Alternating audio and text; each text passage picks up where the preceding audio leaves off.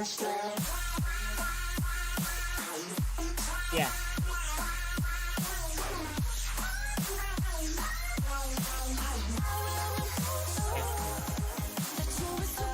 Yeah.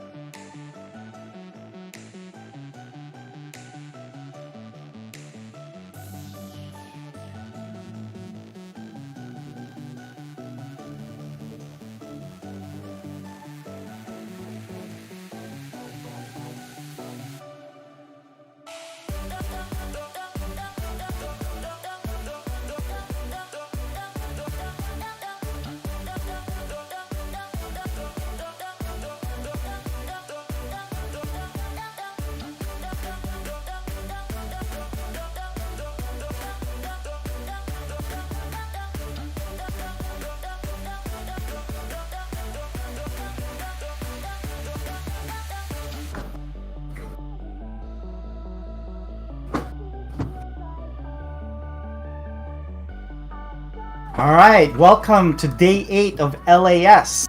I'm Seth. Behind me, well, he's not on the camera right now, but we are joined by KJ Freedom from Storm Gaming handling our production. And you guys are watching LAS, stands for League on Co-op Series. This is our Uncut fundraiser by way of an esports tournament with League of Legends. Funds are generated all through viewership, and I'm proud to say that we met our fundraising goal in the month of July, right? And that's thanks to our service team. We have Keyline, Gavidente, and Trillion. Also thanks to all of our players among the 4 teams that we have, right? We have Joe Momma, Team Rocket, SFCTT1, Charlie and the Pentakill Factory. I want to thank all of them for taking the time to, out of their busy schedules to be part of this fundraiser. But most importantly, I want to thank all of our viewers for making this possible.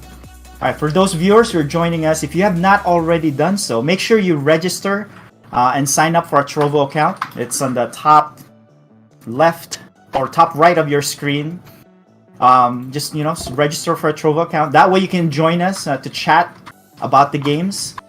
And also click on that follow button. Right, it's in the bottom down below, so you can get notifications whenever the stream goes online. So like I said, this is LAS, and I'd like to welcome our casters tonight.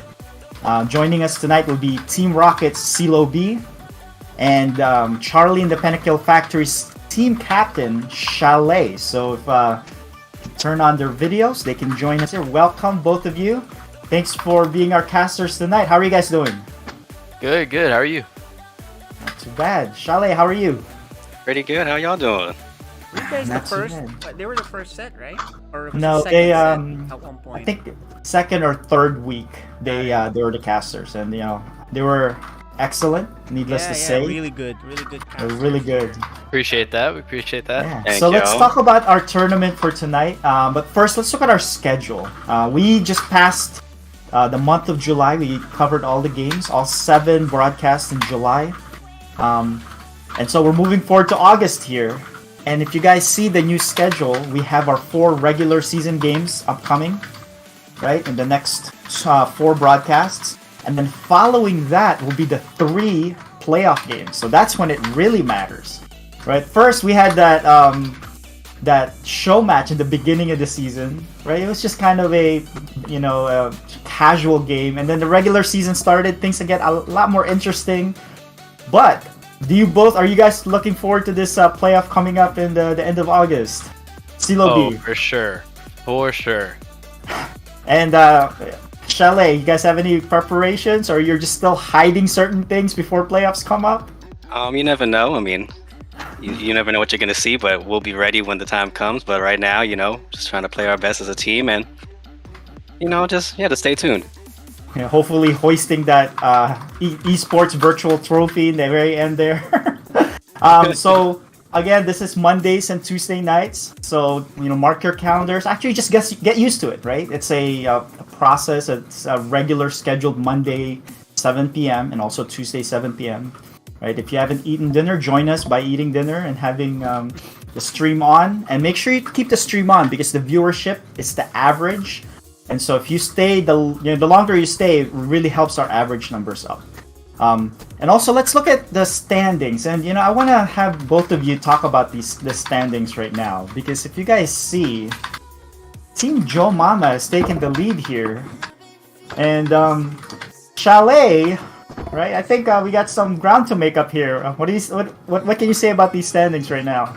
Well, just to give kudos to Team Joe Momma last week. I know we beat them 2-1 in the show match, but they came and got revenge on us, sweeping us 3-0. Just to say they just outplayed us. Everyone on their team, I'm pretty sure, communication was on point. You can see everyone's improved, and I think they figured out their roles and what they need to do to win. And I know we're at the bottom right now, but there's still a couple more weeks, and maybe we can make some moves. But I think it's pretty good right now. But we'll see what happens. It might get shaken up today. Yeah, it might get shaken up. Yeah, I look forward to the CTPF, right, making some movement there, jockeying for better positions.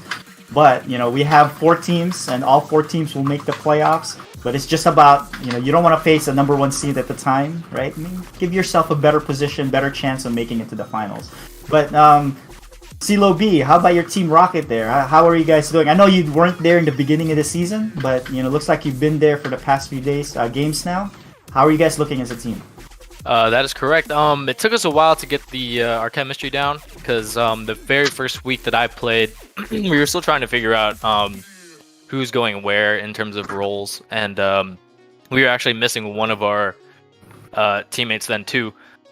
So after that week, we sat down and we discussed, what our strategy is, where everyone's going, and we played a couple games throughout the week together, trying to get some of that chemistry down. And then it showed the following week. We were able to win 2 games out of the 3, and I think we're starting to get in that groove. So, feeling confident in my team, hopefully getting better and better, and the competition is still also getting better and better. So it's gonna be fun.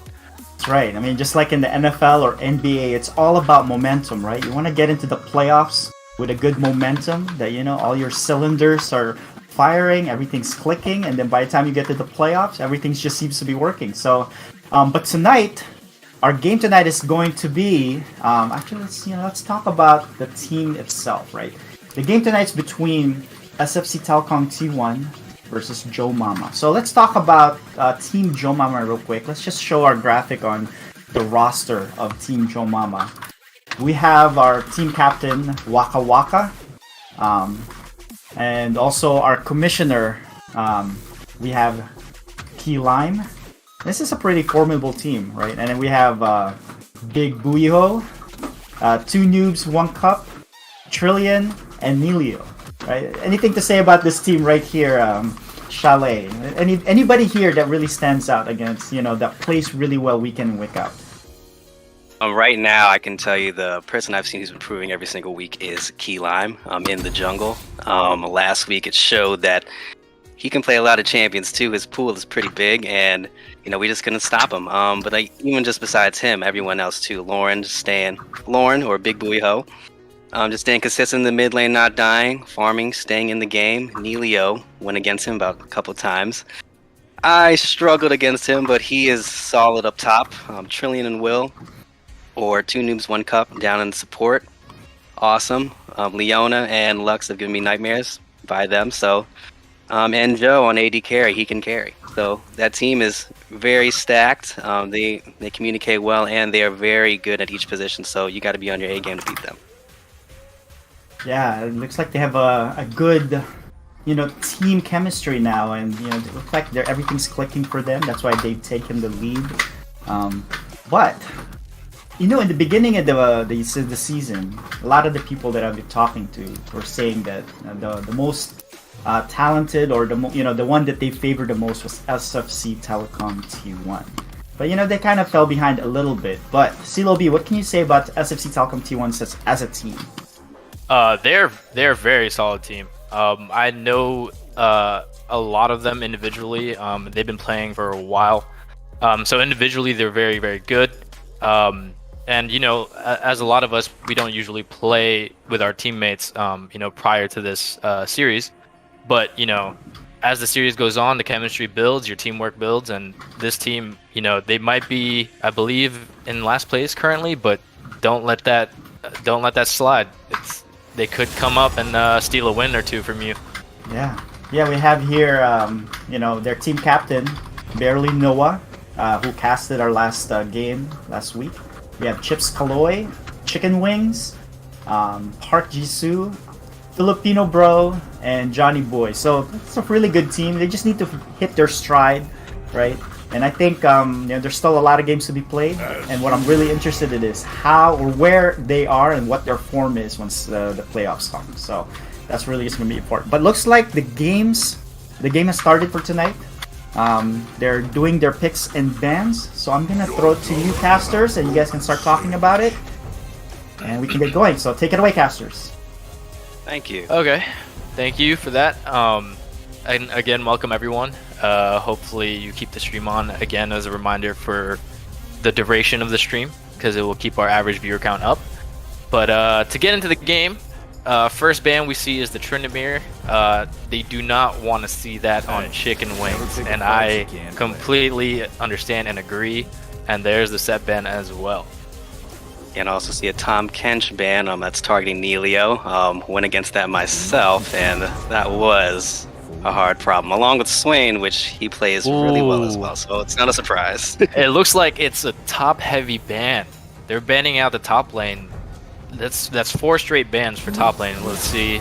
Okay, and barely Noah's Elise goes down. Let's see if they target one more top laner or they go for.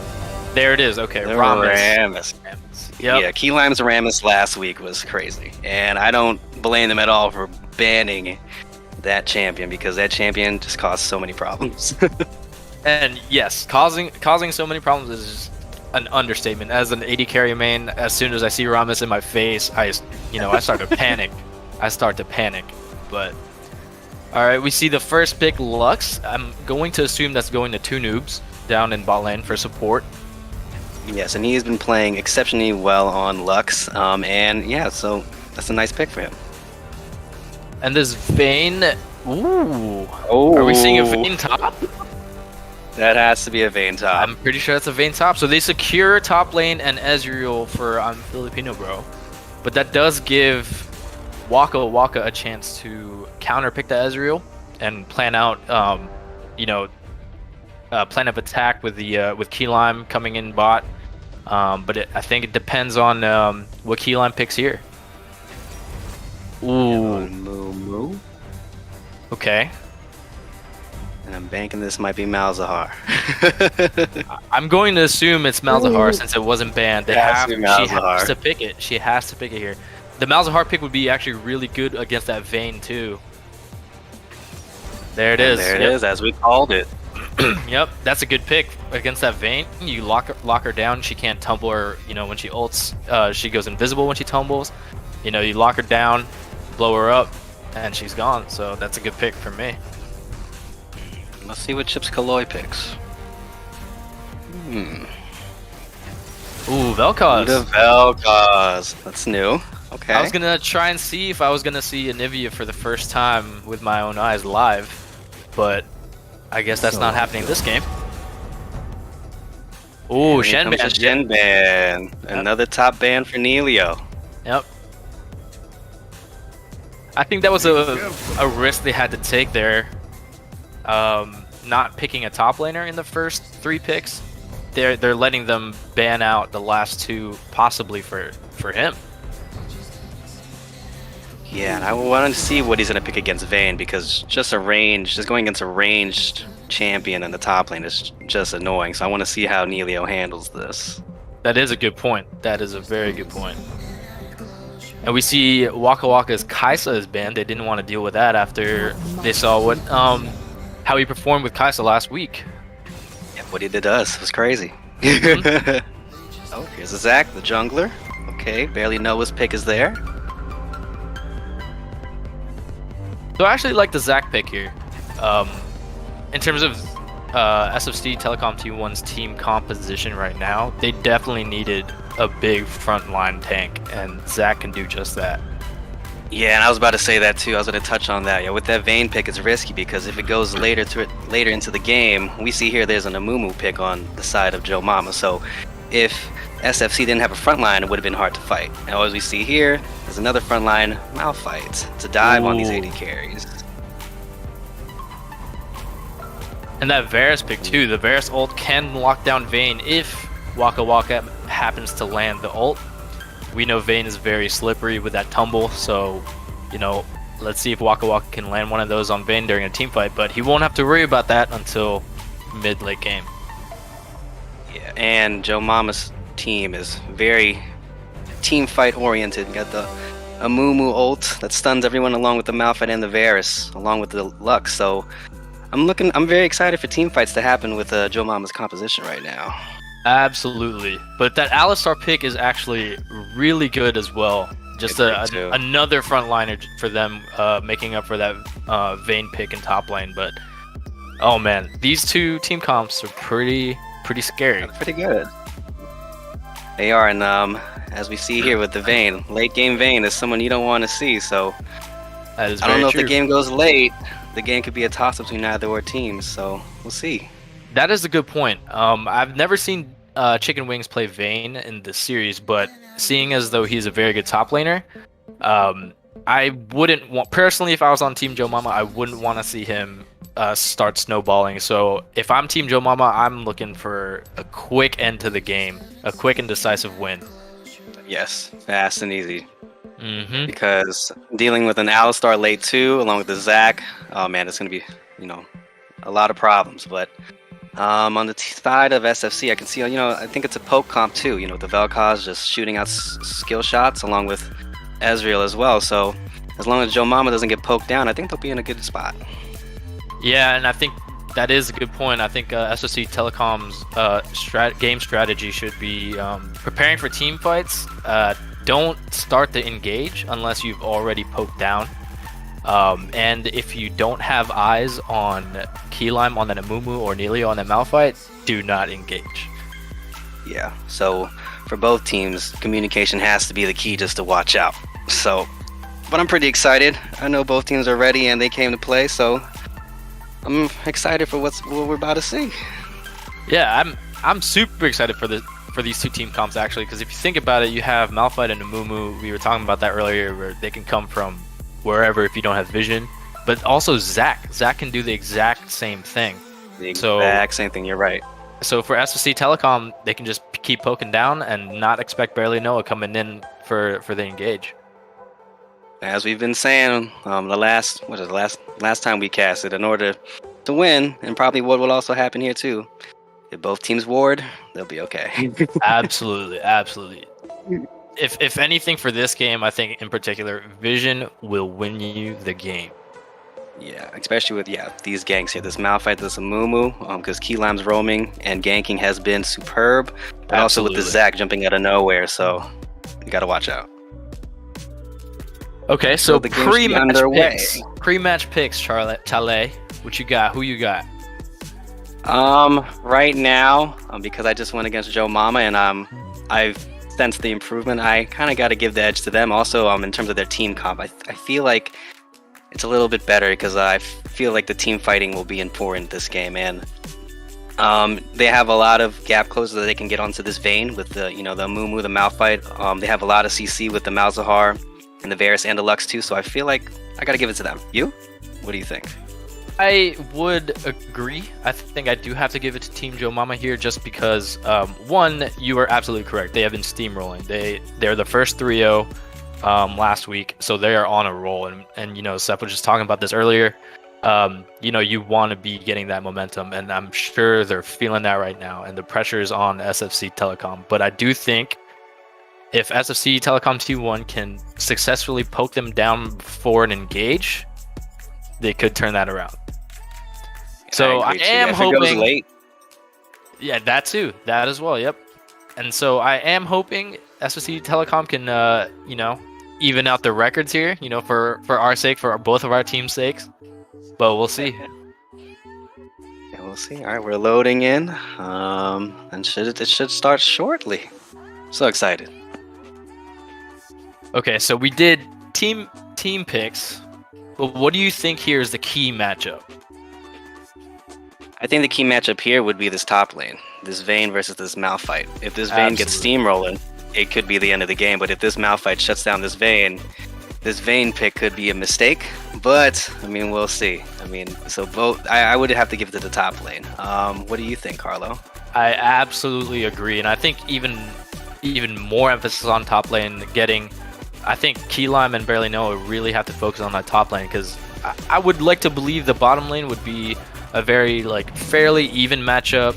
Mid lane, because Big Booey is very safe player, and farms well. That should be fine. But seeing Neilio and Chicken Wings how they play in top lane, they trade a lot, they fight a lot, and they're going for those early advantages for first blood or 1 or 2 kill leads. And I think this is an emphasis on the junglers to try and get their top laners rolling. Agreed. I agree with you completely. Here we go. We do see Team Joe Momma lining up in a defensive start. Looks like a defensive start, but Chicken Wings does see Keylime getting rid of that potential invade on SFC Telecom's red. So right now, we do see everyone not invading, so no excitement yet, you guys. but Not the yet. excitement will Yep. come soon. Well, we do see Key Lime is sitting on a ward. I'm not sure if he knows. Oh, there you go. Oh, he The should. Yep, he knows Chips now. Galore just says hello. And also, again, just want to thank the viewers and people watching. Thank you so much. And yeah, if you could send this link out, hey, just so we can get these viewers up. That'd be great. Absolutely, absolutely. And remember to just keep the stream on. It doesn't matter what you're doing. You could always mute it if you have to, but as long as you're there watching it for the majority of the stream, it counts for so much. Yes, it does. Yes, indeed. Okay, so safe start on both sides of the map here. Just a quick leash and going back to lane. Yeah, But and I think the goal right now for each team is to farm up. Just to farm up and just see what happens. Absolutely. But we do see that SSC Telecom has the possible level 2 advantage in bot lane. But Waka Waka is doing a good job of trimming down the lane and matching it. Yeah, man, like these past couple games, him on ADC, he has been really good and really consistent. And, being team captain, just shows how great he is as a player. Absolutely. Absolutely. I played with that man too many times to know that he knows what he's doing.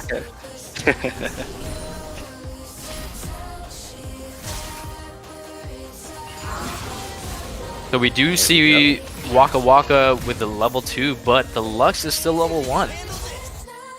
Yeah. How important is being level 2 or getting level 2 first since you play bottom lane, Carlo?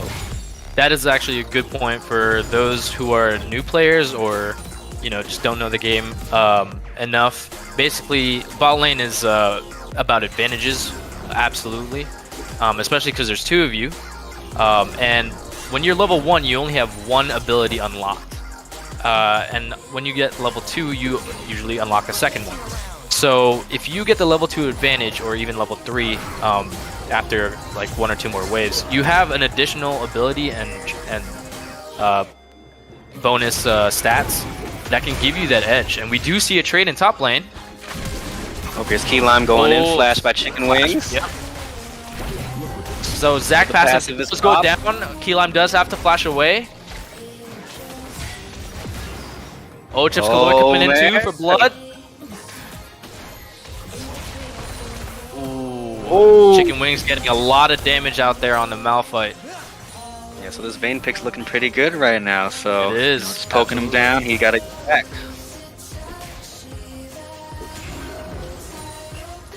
And that will give Chicken Wings up top a level, should be giving him a level advantage. Yep, level 4 now.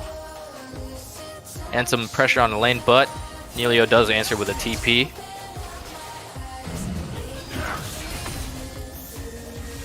You see a little poke in bot lane.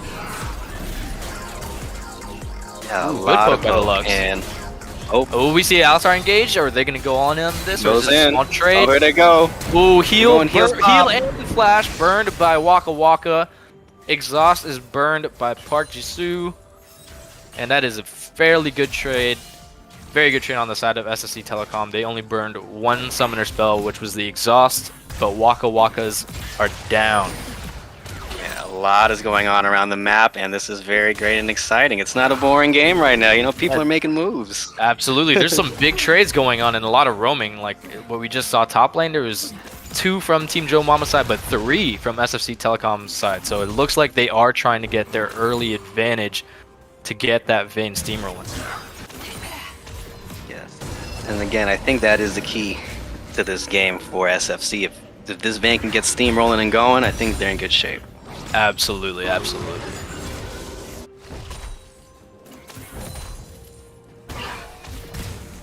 Yep, and that is the downside of playing a melee champ against that Vayne, because Chicken Wings is not going to let you walk up and farm for free.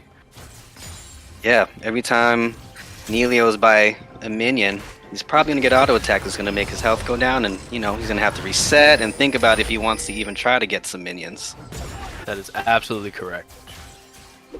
And Chicken Wings has so much pressure on a top lane that he can roam. If you see in the mini map, he's roaming into Team Joe Momma's jungle, trying to take some of Key Lime's jungle camps there. Yeah, and that's really important that you pointed that out because by him taking these jungle camps, it's putting Key Lime behind. It's removing experience that he can get in gold that he can get too. So, if Chicken Wings keeps doing this, he can set Key Lime back. And he actually executed that so well because if for those who were paying attention in top lane in the minimap, the wave was right by Malphite's tower, and we do see a full-on fight in bot lane. Flashes everywhere. Ooh, Waka First comes down. blood. Yes, first blood falls to I'm Filipino Bro on the Ezreal. And that's what Carlo and I were talking about earlier. That Zac gank, he just comes out of nowhere and jumps, and they caught Joe Momma by surprise. So again, these wards need to be placed and down so that they can see where the Zac is going to be ganking from. Yep, and because that Zap's leap has such a big range, you gotta extend those wards out deeper. Yeah, and they are trying to capitalize their advantage with the dragon, but they decide to pull out. Alright, let's see what Joe Momma does. Will they take the dragon or just let it go? Interesting. So they decide to play it safe and pull out. Alright. Alright, this might be Joe Momma's dragon. Let's see. Yeah, I think this is it. They back. They have to reset. They have no choice but to give this dragon now. I think that might be a misplay on SFCTT1's part. I think if you back off from that dragon, you can't reset because you give the other team the opportunity to just go ahead and start it. And this dragon looks very important too. It's a mountain dragon, which gives defensive stats. So if this game does go later in the game, it'll help Joe Momma survive and just be able to fight. Absolutely.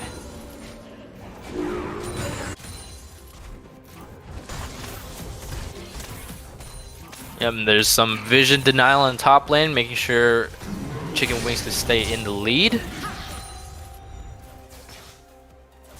Oh, and that is interesting. Even though Chicken Wings has been pushing up and applying pressure to this tower, Malphite is actually ahead in farm right now, which is pretty good on Neil's part. That is actually really good on his part. Going against a ranged champion, farming right under your tower, and you're still doing so well farming. That is a good sign from your top laner, at least. Yeah, and for the new players out there, if you ever get pressure to your tower, don't panic. You can use your tower to your advantage to farm, effectively and efficiently, as we can see here what Neilio's doing with Malphite.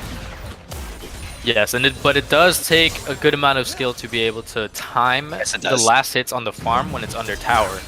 So yes, it does. And that is exactly why we're giving our kudos to Neilio for keeping up in farm while he's sitting there under tower against a ranged champion. Oh, we do see a flash. Oh, and condemn. Oh, oh, we missed. Oh, we ulted. Wills. Yep. So Chicken Wings does fall. We do see another fight mid lane. There is action everywhere. Wow, this is great. Action everywhere. And Neilio escapes with a sliver of health. Yes, again, Key Lime in the right place at the right time. Absolutely. He is on it with his jungling in the past couple of games, man. Absolutely. Ooh, we see some good poke down in bot lane. Yeah, bot lane seems pretty quiet right now. Them just farming up, just playing safe, as expected. But the Lux is really low on mana, so I think they're they're looking to fight here. Ooh, that combo from this Alistar is deadly. Absolutely. So he goes in, then I'm Filipino Bro just follows up. You can see what it does. Yep, and Waka Waka's ult does go down, which gives SFCTT1's bot side an even bigger advantage since Varus is a fairly immobile champion, and his ult will stun. It's a good initiator, but it's also a good life-saving ability. Well said, Carlo. It is. And checking the gold lead, we do see SFCTT has around 1k gold lead, even though Team Joe Momma does have the dragon, so that means farming all around, and the first blood earlier. Two Noobs 1 cup is really low. I want to see if he stays or, what happens if... Oh! Ooh! Just misses the Lux. Just misses. That was scary. But we do see Key Lime hanging around there. Ooh, but it is warded. So that threat is probably warded off. Terrible joke, but... Hey man, it worked out. It did. It works. I got the dad jokes on me. Alright.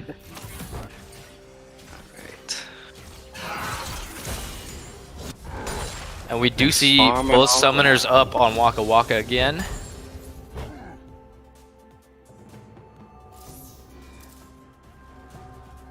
Oh, you see barely Noah Ooh. hanging around that bush. Hey, vision. Doesn't see it coming. Yup, there it Let's is. see what happens. Can Can he Elio take one escape? with him? Oh, he Takes holds it all, out. trying to escape. Will he get out? I don't think he gets out here. Oh!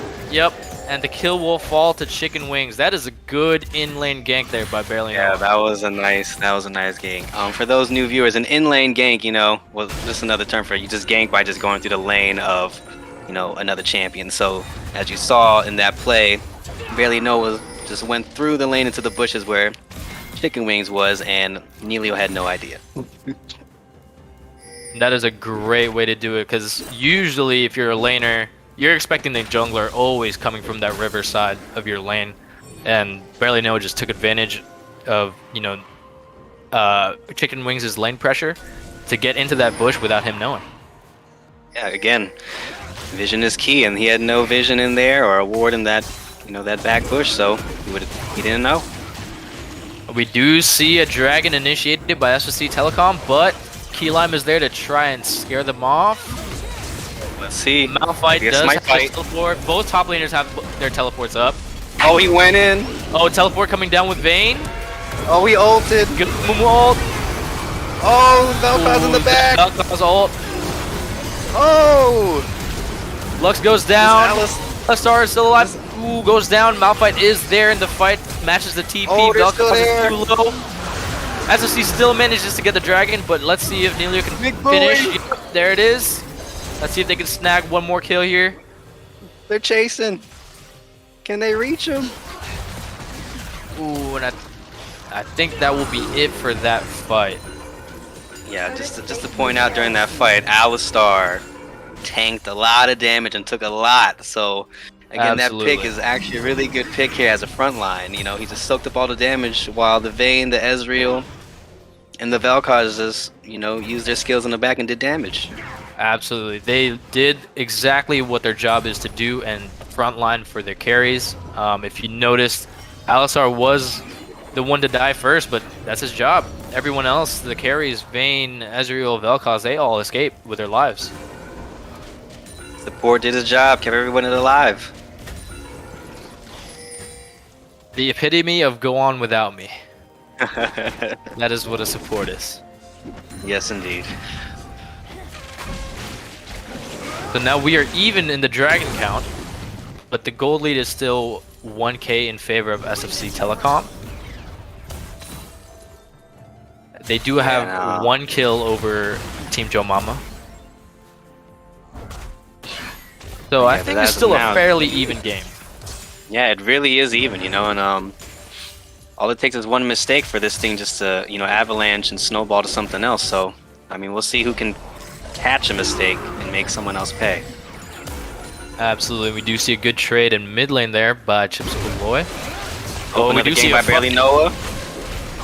And Keyline will go down here. Oh, Ooh. wow. Yep. Oh, and it looks wow. like Right he's up getting the top. solo kill on Vayne. And there's still so Waka much Waka's action in still bot lane. fighting. Oh, wow, 3 of them. Can he get one? Ooh, and Waka Oh. falls, but can Two Noobs get a stun here? No. Oh, so close. Oh, barely Noah goes in. Oh! Oh! He couldn't stay long enough to pull. It's too much going on. Oh my goodness. So, SFC Telecom's bot lane and jungler go off with a sliver of health each. So does the Lux, but Waka Waka does go down. Barely Noah is really doing really well with these ganks with these Zac. It's causing a lot of problems, and again, they got to get some deeper wards and somehow to see that he's coming. Absolutely. Ooh, we do see the teleport go down by Big Buoy, but she wasn't quick enough to save that tower. So first tower will fall to the side of SFC Telecom T1. Yeah, and that's important because if you get a first tower, you get, you know, a gold bonus. So you get a little bit more gold than you usually get if you just get a tower down. So that just gives them another advantage for SFC. Yep, and if you can see, that does show in the gold lead. Now they're up 2k compared to their 1k earlier.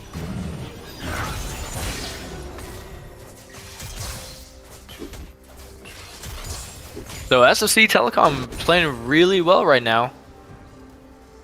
Yeah, they're playing really careful and they're picking their fights wisely. And we do see Rift being started, but getting backed off.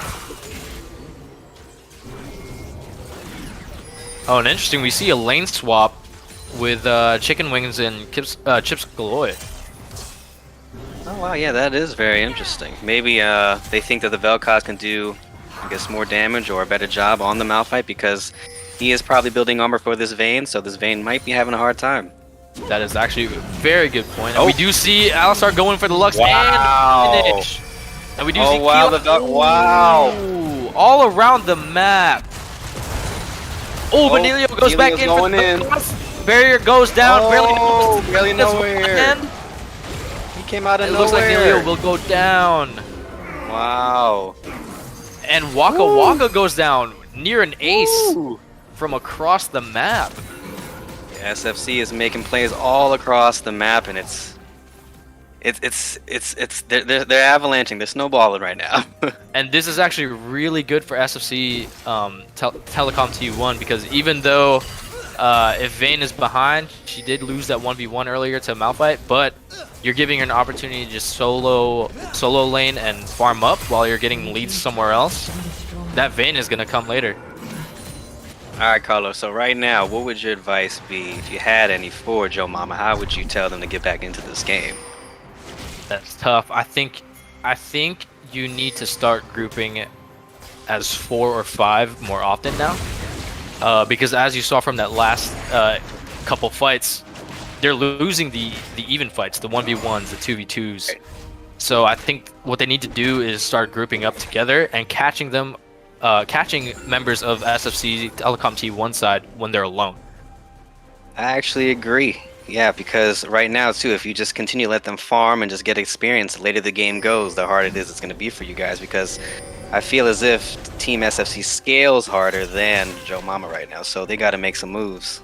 Absolutely, and it looks like they're trying to bait the dragon here, but I think my call would be, yep, Malphite is doing exactly that. Head mid, that mid tower is almost down. Pressure that mid tower while they try and threaten the dragon.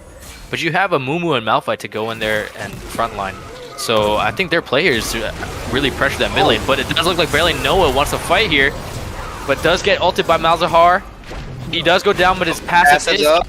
Oh, the Vayne is caught. Ulted. Ooh, 2 ults for Vayne. And she's Vayne alive. isn't even dead. Both Amumu and Malphite ult, and Vayne is still alive. Wow. Oh my goodness. Amazing. That Alistar, man. Yeah, I thought Vayne would be dead by there, but also, as you can see the itemization, she has the shield bow. That gives a shield if she goes down in some health, so that saved her as well. That's a nice buy from Chicken Wings. That is. And we do see that Team Joe Momma still wants to continue fighting. They see that Chips Galore is top lane. But the top tower does go down. Yeah, while this is going on, Chips Galore is just getting experience and pushing. He's getting stronger, as you can see. He's level 13 right now. 2-0-2 as a bounty, so he's getting big. Yep, absolutely. And that's why I really do think the play should have been try and pressure that mid lane so that at least while you're fighting for Dragon, that lane is still pushing on your base. Agreed. But we'll see what happens and see how Joe Momma can bounce back. They did manage to snag that dragon as well, so they do have a mountain and a cloud drake on their side. Yep. And again, viewers, you could be losing in kills and gold, but you could win on objectives, so this game is not completely over yet for Joe Momma. There's still a chance in other ways they could win, and yeah, they got an advantage on objectives, so it's still looking pretty good. Absolutely. That gold lead is getting further and further, though. Yeah. As we see, it's around 5K now. It is getting bigger. That is a problem. So hopefully they can close it. Yeah, if you notice all of Team Joe Momma's tier 1 towers, that means the outermost towers, they're all gone. While SFC Telecom have all of their towers still up. Yeah, and the importance of that is that since these towers are down, I'll finish my statement after. Oh, they managed to disengage, so you have time. Alright, so like I was saying, the outer towers are down for Team Joe Momma. This allows Team SFC to put deep rewards into the jungle of Joe Momma so that they can see where they are and what they're doing. So it gives them a slight edge in the vision war. Absolutely, and we just saw Chips Kaloy ult and try to finish off Waka Waka, but he does burn the heal to save himself. The bell causes a problem. He's hurting. Yep, absolutely, absolutely. He is hurting. And to piggyback more off of what Chale was saying about, you know, those tier 1 towers, you do get the deep wards, but you also get a lot of map pressure because now you could extend further out on the map safely.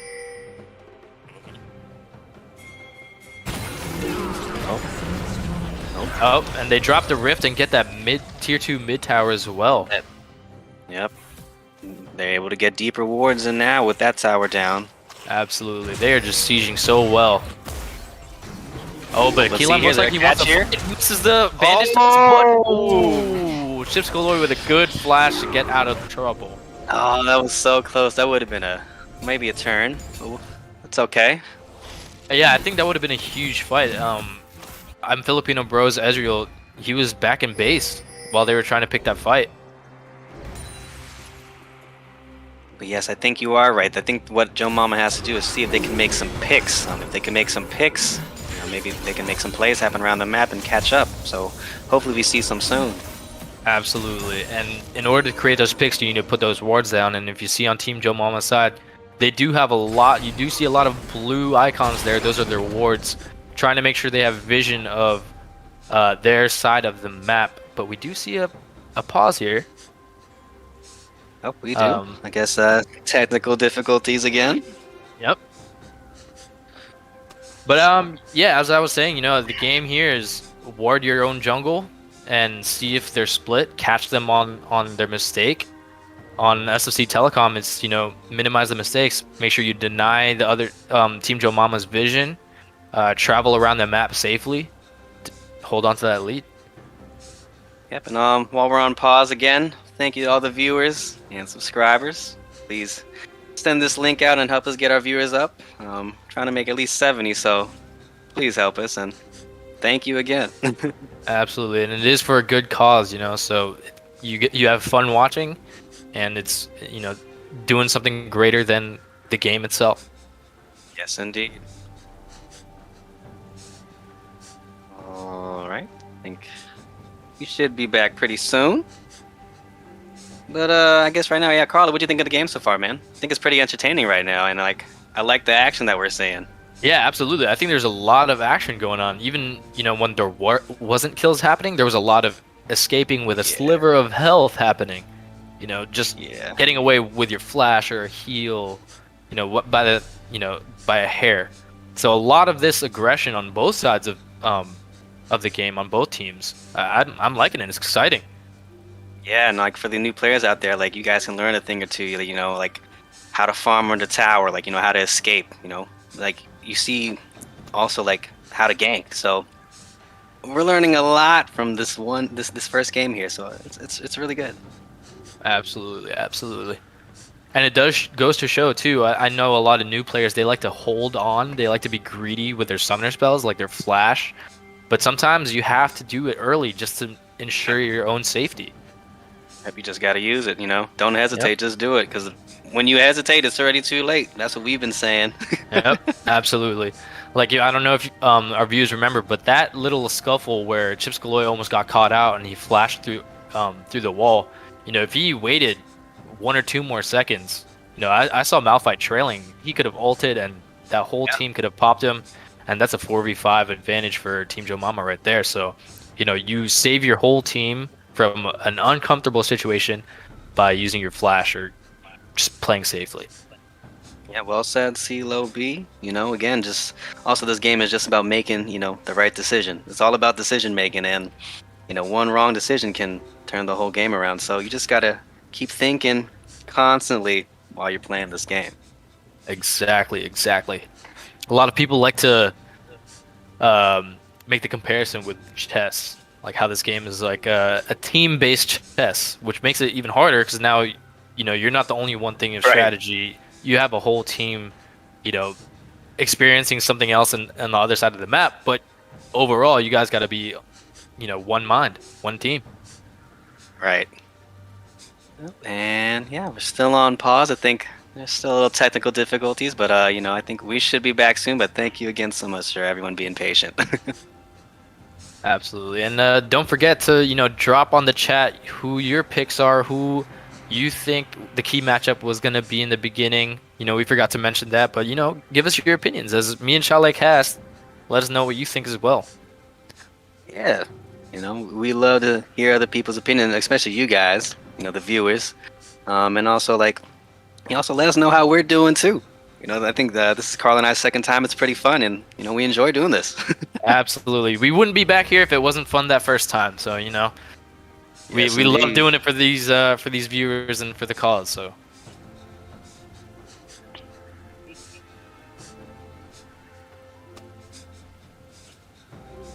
And so, while we wait on this, I think they're still having some technical difficulties.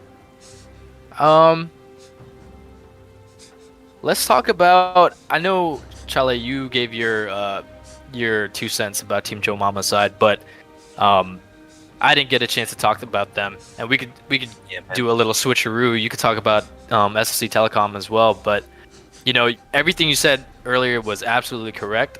But I think I do got to put a lot of emphasis on Key Lime and Waka Waka. Key Lime, like you said, jungling out of his mind this whole series. And Waka Waka, even like I saw at some point last week when on that Kaisa, he was behind in terms of kills and deaths, but he was still a major role player in the game just because of his game knowledge, his shot calling. I'm sure Waka Waka does a lot for his team, even if he's behind. Yes, and I agree. Oh, so let's try to cut it off, but I don't know if the stream froze or the game froze. Yeah, I think it resumed. Looks like it resumed for me, but we are frozen here. I'm not sure. Yeah, I'm frozen here too. Okay, so extended pause. Oh, I think it's back. And I think we are back. Yeah, I think we're back. Okay, and as everyone resets, it looks like everyone's resetting here. What do you think about SFC Telecom T1's team? Oh man, right now just watching them again because I know we played already, but just watching them here, their team is just as good as Joe Momma. Every single position is, it has a player who knows how to play, and it takes a long time to learn what to do and what you're supposed to do and also how to communicate as a team, and this team has it. The gangs from Barely Know have been great. Chicken Wings holding it down up top against Malphite, which is usually like hard matchup. And also Chips Kalor on this mid lane. I went against him when he was in Nivea. He was wrecking havoc. Like right now, looking at his stats, the farm and the items, he is a very consistent player, and that is awesome. Along with Filipino Bro. Park Jisoo, I think, is a sub right now for Jodo, but from seeing what he is on Alistar, he's consistent on this pick too. So this team is pretty scary. I agree. Just as good. Solid all the way around. Yes indeed. And I think that is a very good matchup for Team Joe Momma, just because Team Joe Momma is also solid all the way around. They don't have all the way around too. One particular player that's like carrying them or anything. So. Oh. And Dragon does fall to SFC Telecom T1 side for free. Yeah, and so I think they know and feel that they're getting a little stronger than Joe Momma, so I think now they're just playing more aggressive and taking things off the map. Absolutely. They have that lead and they're trying to use it.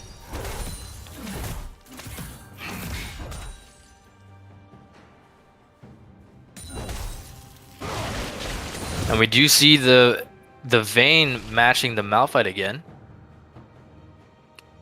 Yeah, and we do see Neilio though building armor, so he's using that to try to counter this and to slow down this Vayne. So hopefully it works out soon before Chicken Wings just starts shredding anything in its path. Absolutely. And if you look at the minimap right now, what me and Chalet were talking about earlier, you know, none of SFC Telecom's towers are down, and they just have all those deep wards. Yeah, and also that contributes to the gold lead too. That is gold that Joe Momma needs. So until they can get these towers down, that's gold that they're just gonna be behind right now. But if they can get these outer turrets down, it could help them get back into the game. Absolutely. And Chicken Wings responds to the bot lane push there, teleporting down to bot lane to save that tower. They're really taking care of their own objectives here.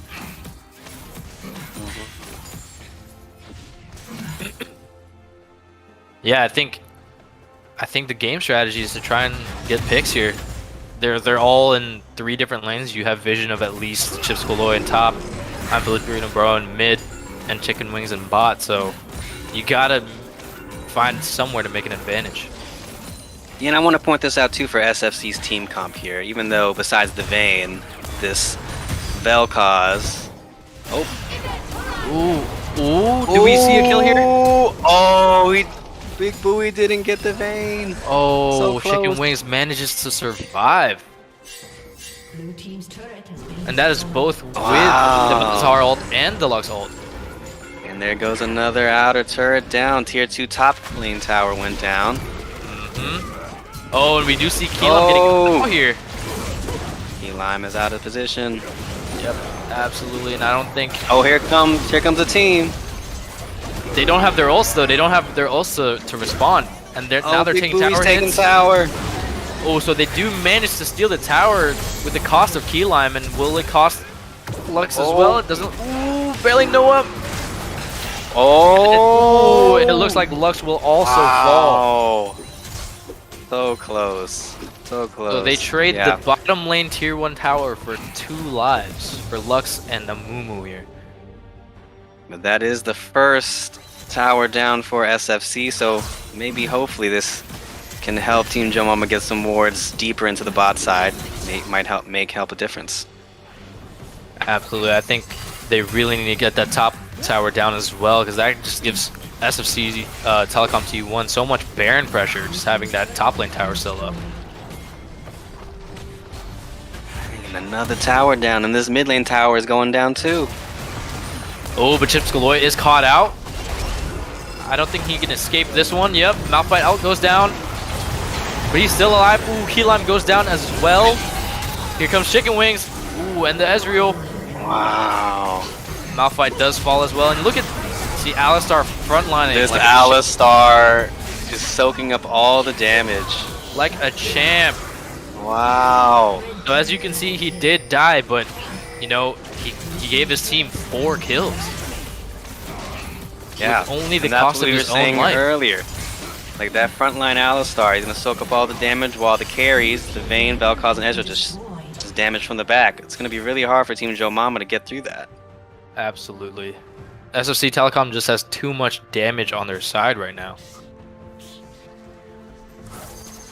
And here's the bot lane push from I'm Filipino Bro. Extending this lead. See, it's right here where I think they need to catch out that Ezreal. Yeah, he is alone and there's no one here, so they should try to do something here if they can. He is Oh, here comes absolutely Keylime. alone. Keylime is not going to be able to catch the Ezreal out. But it does look like SFC Telecom T1 did get to reset for the Dragon. Dragon is coming up soon. This is the 3rd one for each of them, so we'll see who gets it.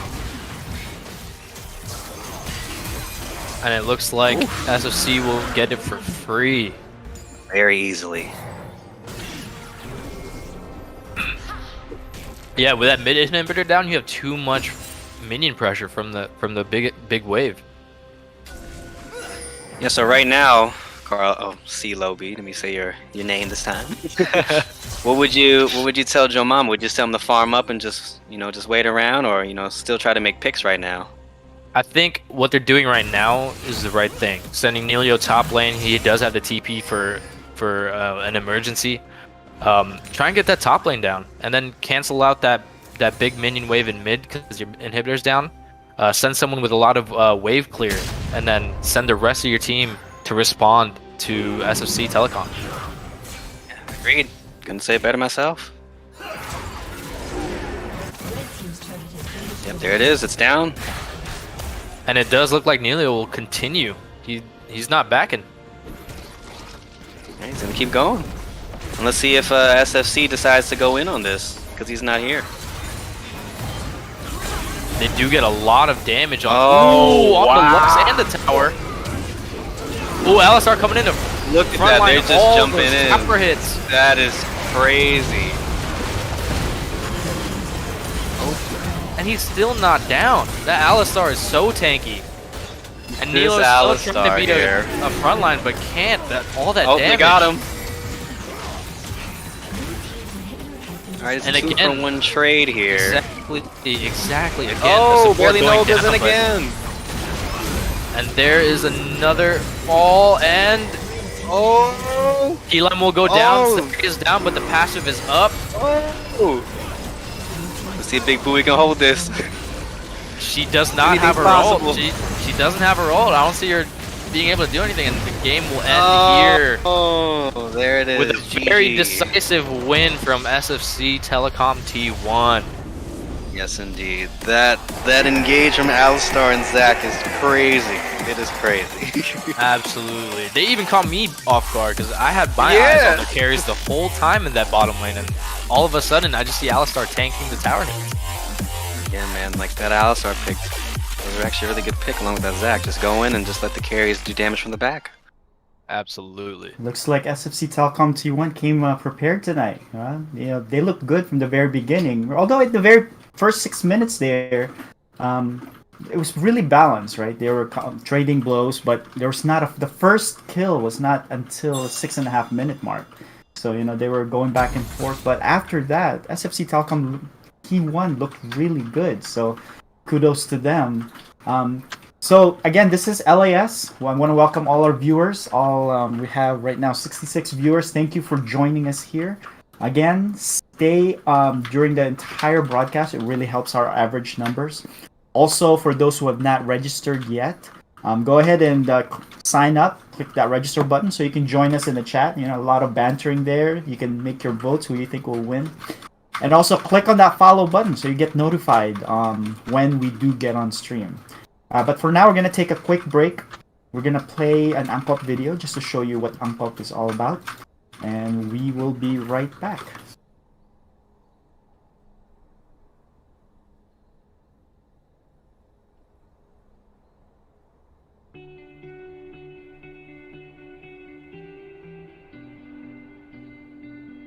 Angkop, a ministry, a mission, building the Church of the Poor, and sharing Christ's transforming love.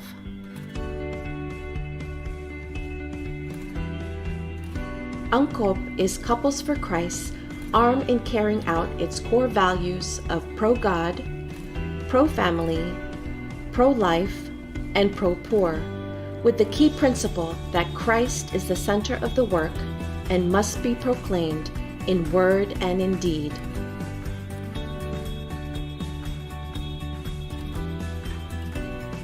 Angkop USA helps transform the lives of poor children and their families, helping restore hope and dignity through education sponsorship programs, humanitarian relief, community development, and social development programs.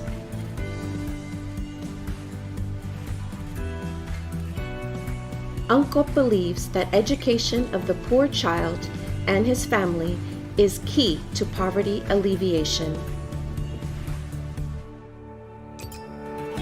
UNCOP also provides humanitarian relief through medical missions and is expanding its mission work to Mexico and Central America.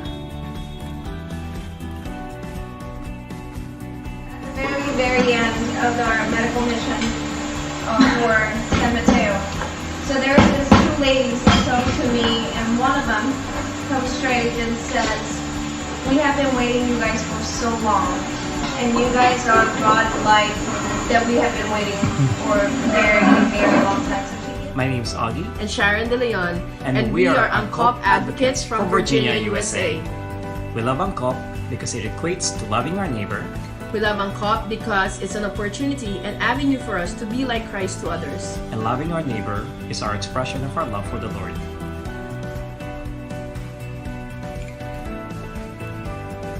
UNCOP USA seeks to forge partnerships with individuals and organizations that share its vision of helping the poorest of the poor and transforming lives.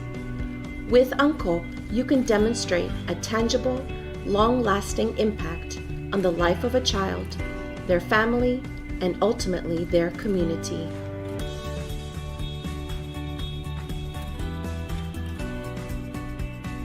Together, we can transform lives, one student at a time. Sponsor a child today.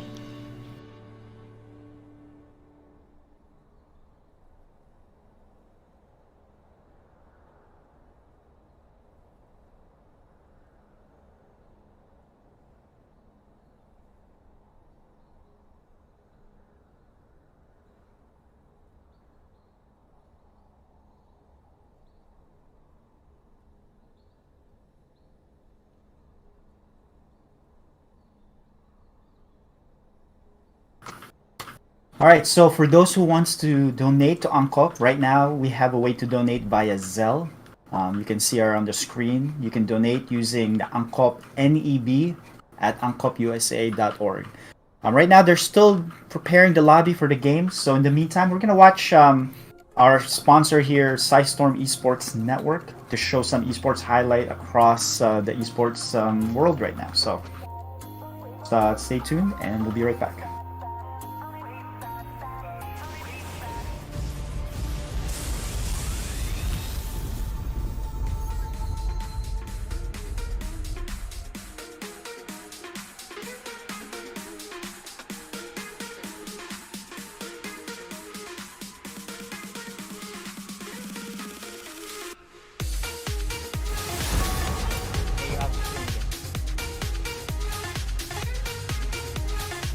You're duller than a broken sandwich.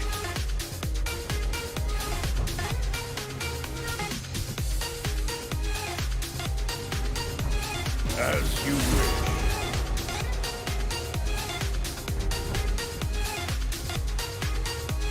Okay.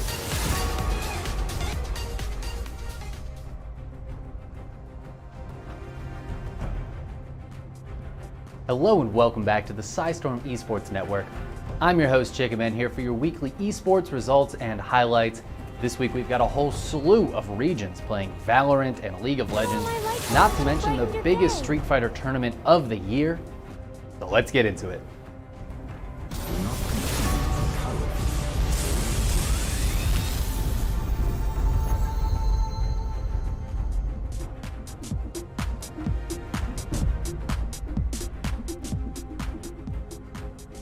The Valorant Champions Tour got back into it this week with many regions starting their second Challengers round of Stage 3. The system can get a little complicated, but what you need to know is that the winning teams from this Challengers round get a cash prize as well as a seed into the Challengers playoffs, where the teams compete to get into the next VCT Masters event. Now let's start off with Southeast Asia, which is broken up into 5 sub-regions and actually has 3 rounds with 16 teams making it through to the playoffs. Thailand, Indonesia, the Philippines, and Vietnam all get 3 teams seeded in, and the 2 smaller regions, which are Malaysia, Singapore, as well as Hong Kong, Taiwan, each get 2 teams. Like I said, it's a complicated system. Might able to take down a couple of kills. Yeah, he finds one, he finds the second one. And two left, he gets away. Oh no, it's all down to Defy and Mind Freak. Defy and Mind Freak 2v5. Can they pull this off? Seems like his first love. He wants to close it out right here, right now. He goes in, he gets taken down, but it's not the Mind Freak, but no, Ksenia takes him down and close it out 3-1. Về khu window, chắc chắn thôi, Layla cũng sẽ phải để tâm đến khu vực này cho dù có một quả smoke của Loki thật đấy. Và nếu như mà muốn chơi an toàn, Loki hoàn toàn có thể smoke, chính xác hơn là kẻ tường ở khu vực cái spy này lại và có thể ngồi gỡ.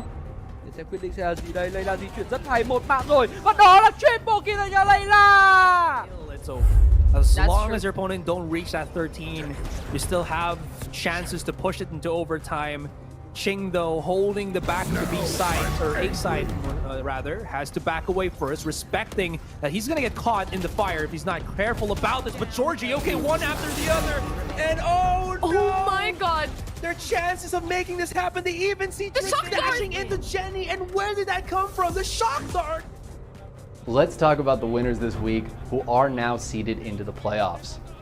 Full Sense from Thailand, Alter Ego from Indonesia, Galaxy Racer from the Philippines, Cerberus Esports from Vietnam, CBT Gaming from Hong Kong, Taiwan, and Uwu from Malaysia, Singapore. Alright, let's move on to the slightly less complicated regions like Japan, where 4 teams made it through: Fennel, Reject, Feeling, and Insomnia. 好きな人は好き、黒選手に怒られますけれども、さあここは終わりです。雷のファーストキルからスタート。数キル目、やはりクロスエアを変える価値がありました。アレティアのカバー、センターから DB を抜けてフラッシュゼロ距離。Brazil also had 4 teams making it to the playoffs: Stars Horizon, Sharks Esports, Team Vikings, and Game Landers Blue. Brazil has a 3rd Challengers round next week to secure the final 4 spots.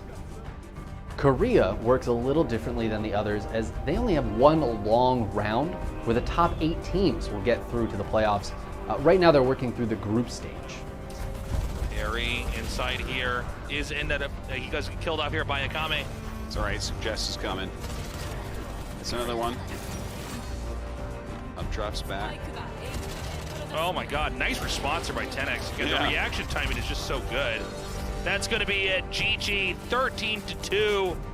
Latin America is broken into both North and South regions. In the South, Chaos Latin Gamers and 9Z Team made it through.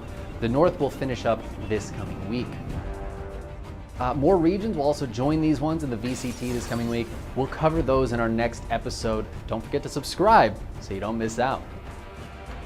Now to another FPS with lots of regional play. Rainbow Six Siege had 4 regional leagues, which all continue their group stages this week, as well as the Benelux League, which finished theirs and has secured their top 6 teams for the playoffs. Meanwhile, in the North American League, the group stage still has a week left, but Space Station Gaming has already secured first place. SSG from dropping down as well. It's holding off the tide for now, but will it do so forever? That's the question, and the answer is going to be no. Foltz with another important kill here against Razor. Jarvis now out of utility. No more Toxic Babes to hold back the rest of SSG. Filthy, though, finding so many kills, but Bosco able to stop Jarvis, and now Filthy is the lone man on the field here. The Nitro as well as whiffed on that corner of wood paneling, and that's going to seal the... In the European League, it was Team Empire on top of the leaderboard as they played through their last week of groups. But it's suddenly coming through for them. There it is. Shinka is left in a 1 versus 2 situation on the back line with a C4 in pocket. Wants to try and take the cover down the long. Takes that very dip dive there. The pickup, they didn't stick it! As Asia Pacific North finished up, it was Cyclops Athlete Gaming in the top spot. Welcome back to LAS, our League Uncop series. I'm Seth, and I'm joined here by CeeLo B, our casters, and as well as Chalet. That was a really impressive win there by SFCTT1 T1. So Chalet, what do you think is the #1 or the main thing that SFCTT did there to secure that first victory? I think they played their team comp really well. They used the Alistar and the Zac to just go in and just frontline, just be in Joe Momma's face, while the carries, that's Chicken Wings with Vayne, Chips Kaloy, the Vel'Koz, and Filipino Bro with Ezreal, just, attack Joe Momma from the back and just be protected. So while Barely Noah and Park Jisoo. Sorry if I'm saying that wrong, but while they were in the front tank and everything, they did their job, and I think that's what they had to do in order to get this win. Nice. CeeLo B, what do you think is the adjustment that Joe Momma needs to do to, tie it up here in the next game? I think they're gonna have to go with an early lead. After game one, you can tell SFC Telecom, if they have that even a small margin, they know how to capitalize on it. So I think their game plan here is to get the earliest lead possible, whether that be a quick dragon, a quick early gank, either whichever lane they pick. Just finding that early advantage and holding on to it. Chalet, from the picks and bans here, anything that stands out to you out of the ordinary? Something that to look forward to in this game too? I'm seeing here that Chicken Wings has Jax. I did play against him before this whole tournament began with this Jax, and he is really good with that Jax. So I want to see how Neilio handles that. But Neilio has Shen, and I went against his Shen, and his Shen was crazy. So that's another good matchup up there. But also I want to see how this Zoe is with Chips Kaloi. Every single champ that Chips Kaloi has picked mid, he's been really great at. So I want to see how he does on the Zoe. Yeah, looking forward to that as well. Well, it looks like we have about 40 seconds here. I'm going to turn it over to you, casters, and take it away for game 2. All right, everybody. Ready for game 2 starting in a couple of seconds here. But Charlie, pre-game picks, who you got? Right now, I'm going to stay with my pick. I'm going to pick Team Joe Momma. Right now, looking at the side of Team SFC. I just feel like overall the team comp is better on Team Joe Momma's side, but the only way that it's going to work is if, they play correctly. So hopefully Team Joe Momma can pull this win out, because I'm rooting for them. But I'm also rooting for Team SFC too, but I just have to give the edge to Team Joe Momma. What about you, Carlo or CeeLo B? I actually think SFC Telecom might take this one again. The reason why? I think just seeing Park Jisoo play on a tanky support and doing his job absolutely well. He's on the Braum, which is if arguably a better front line, because he just has that shield to block so much damage. Right. But I think the key matchup here actually is between jungle and bot lane here, because I think, we've both seen Neilio on the Shen and Chicken Wings on the Jax, so we know we're gonna have a show top lane. But I think the decider is, who can out jungle who here, and if Waka Waka can get a lead, because we didn't see him get the chance to, get a gold advantage in that bot lane. So with that Xerath pick for extra poke, hopefully they get so much poke down that they get more of an advantage. Yeah, this is kind of like a matchup similar to the last game we just had with 2 noobs, 1 cup on a poke mage support, but while SFC has a tank support. So let's see if that makes a difference. It did in the first game, but maybe it might be a different story this time. Absolutely, they saw it the first game, so they should be a little more prepared for it this game. So let's see how they adjust. So as we wait for the the buffs and the jungle camps to spawn again, thank you again for the viewers. Like, comment, subscribe, leave a comment here. Who do you guys think is going to win this game? And also just keep sharing this link and just help us get these views up. We're at 65 right now. That's what my thing says, but let's try to get to 70. Yeah, let's get those viewer counts up and up for the duration of the stream. Yeah, let's keep it there. And as the buffs come and minions come into lane, we see a very safe start from both sides. No aggression, playing it very safe. Wanna get those buffs down on their junglers quick. So CeeLo B, right now, what is your advice for the both teams right now? You just farm it out again, or would you just try to make an early move again? Just snowball it from there. What would you say to these guys and ladies? So, I know I might be contradicting myself with my earlier comment, but I think on Team Joe Momma's side for bot lane, I think they just need to farm it out. Survive the jungle ganks from Barely Noah. If Key Lime does come down, try and secure a kill. But, knowing how good Waka Waka is, even if he's down a kill, if he's there farming, he can catch up. Yep, and that is true. And I know they have a very heavy poke lane comp too, but I think the strategy here is to get Waka Waka rolling. Yeah, I agree. I think that might be a big piece of the puzzle to get this victory for Team Joe Momma, is if Waka Waka can get rolling.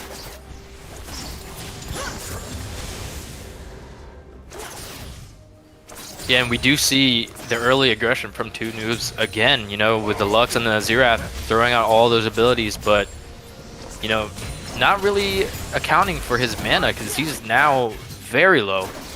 Yeah, and that's the issue with giving playing them an these mage opportunity to supports. fight there. Yeah. Yep, exactly. And the heal does go down by Waka Waka.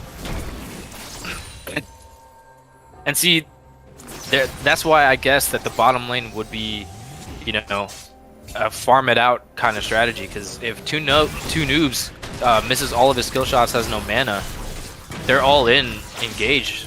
It's too much. And we do see barely Noah almost soloing Key Lime. Flashes down by Key Lime and Chicken Wings. Again, action-packed. Oh, early yep, game and another here. flash for Nelio. Oh, wow.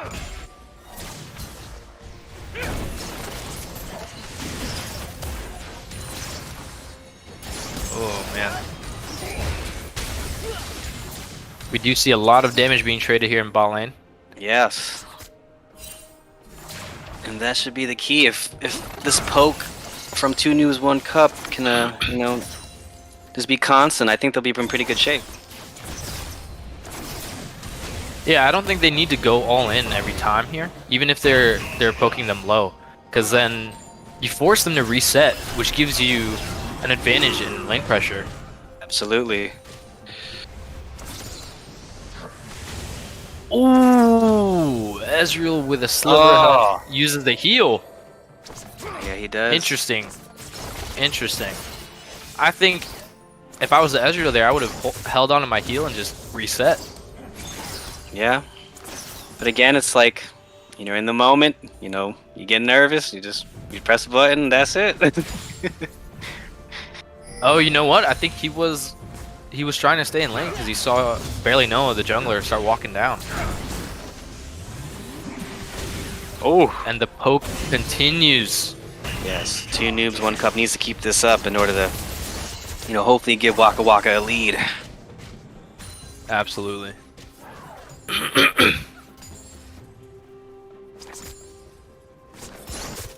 I do actually think the Xerath pick here was better than the Lux pick in terms of poking and supporting in lane, because, you know, if you land that W that slows, it's easier to land your Q.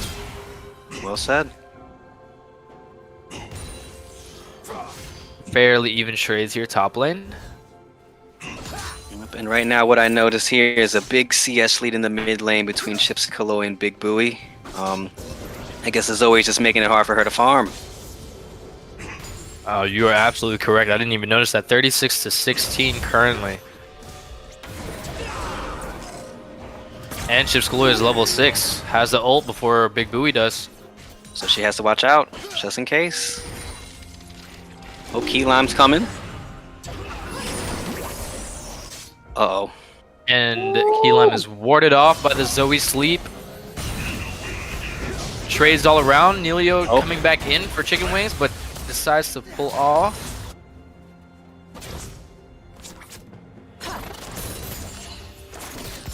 Yep, it's a farm heavy bot lane again.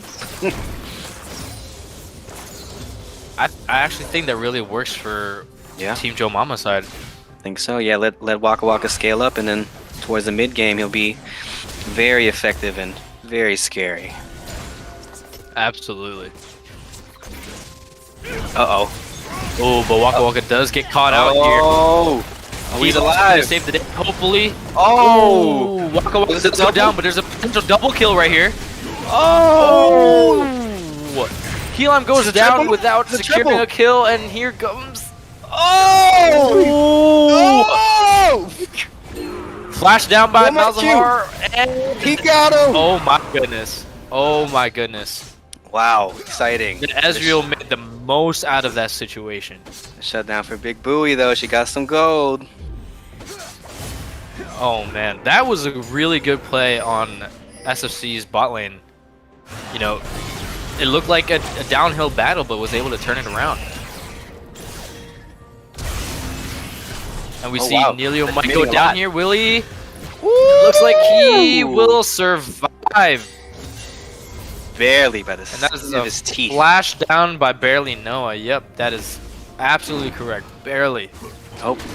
And as we see here, since they know that Joe Momma knows the jungler's up top, they're gonna go and get this dragon. This is a great call. This is a great call. Seeing as though they're down 2 kills, but this is an Infernal Drake. Great call. Yeah. Great call. Couldn't have agreed more myself, you know. Again, just get something off the map of objective while the jungler's somewhere else, you know. Take advantage and do something else on the other side of the map. Absolutely. And for our new viewers there, I don't think we saw an Infernal Drake last game. Correct me if I'm wrong, Chale, but an Infernal Drake does give you more damage. Yes. Which will help out this bot lane a lot with 2 noobs as a poke support. So hopefully that cancels out I'm Filipino Bros 3-1 lead. Yep. Continue farming down here bot lane.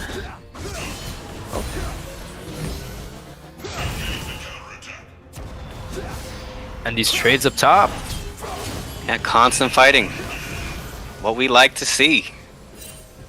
Absolutely. Oh man, so I think my opinion has changed now. Only because I'm Filipino Bro has the 3-kill lead. I think now the jungler's gotta go top. I think they gotta go top. What is it? I'm Philip. As we can see here, this is the 2nd game in a row. I'm Filipino Bro is doing really well on Ezreal. So, for other teams out there watching, gotta watch out for this pick. You know who to fix ban. it. Yeah. You know who to ban. Yeah, I think a big thing here for Team Joe Momma is as they try and ward off Barely Noah on a gank, they manage to get away. Oh. Ooh, but Bro does land a Q. Oh. Waka Waka ults and escapes. Oh, Zoe's here too. Oh, and Zoe couldn't land the sleep. Yeah, SFC Telecom is playing this well. They're ganking that bot lane, trying to make sure Waka Waka can't get any kind of lead at all. Yeah, good thing that another thing that SFC is doing, well, at least their laners, at least for the mid lane, the Zoe, Chips Kaloe, is roaming around the map and it's causing a lot of problems for Team Joe Momma. So we'd like to see how Team Joe Momma can handle this. Absolutely. Oh. And at least lands a stun, and there's a sleep, but can she get finished? And there's the ignite. Very so nice. Big Buoy does go down.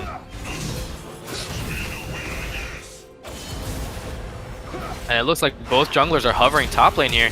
Oh, flash by Nelio. Oh, here comes Elise. Gosh. And it looks like... Oh, he escaped with his life. Nelio lives again. He does escape. Let's see what Keelam does and here. That is a flash down by Chicken Wings. He was a little too aggressive when he jumped in, took the tower hit. Cost him his flash. See, again, the Zoe's up top, again, roaming around the map, you know. Gotta watch out for these things. And Joey's sleep ability will come out of absolutely nowhere. Yes, it will, and that one sleep, that's it. Someone just gets caught, most likely dead. Absolutely. And checking the gold lead here, SFC Telecom has around 2K gold lead. Pretty much just like the last game, you know, it's pretty close right now. You know, but again, anything can happen, and you know, one mistake can lead to an avalanche and a snowballing effect, as we saw. So we'll see what happens. Absolutely.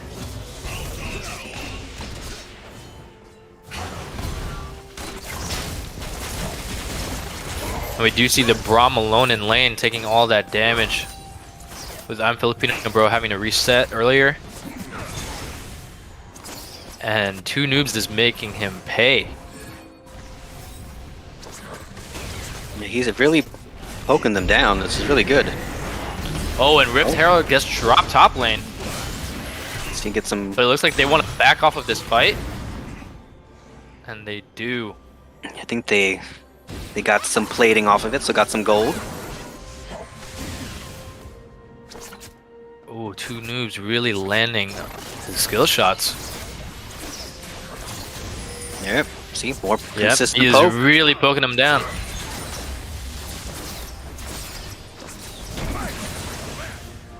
Ooh, but big trade back on Waka Waka. And Ezreal decides to go in. Ooh, Waka Waka with a misclick? Uh-oh. Oh, nice dodge. Oh, and I think, yep. Oh! Ooh, kills all around. Top lane, So it Jack's looked chicken like- wings. It looked like Waka Waka misclicked on his ult. He ulted backwards. Yeah. And I'm Filipino Bro saw it and took advantage and just jumped right on in. Absolutely, and still making two noobs pay for staying in lane. So we see... And this is the right call here. Yep, go for that dragon. Absolutely. They're outnumbered, so why not take something off the map? Good call by SFC. Absolutely.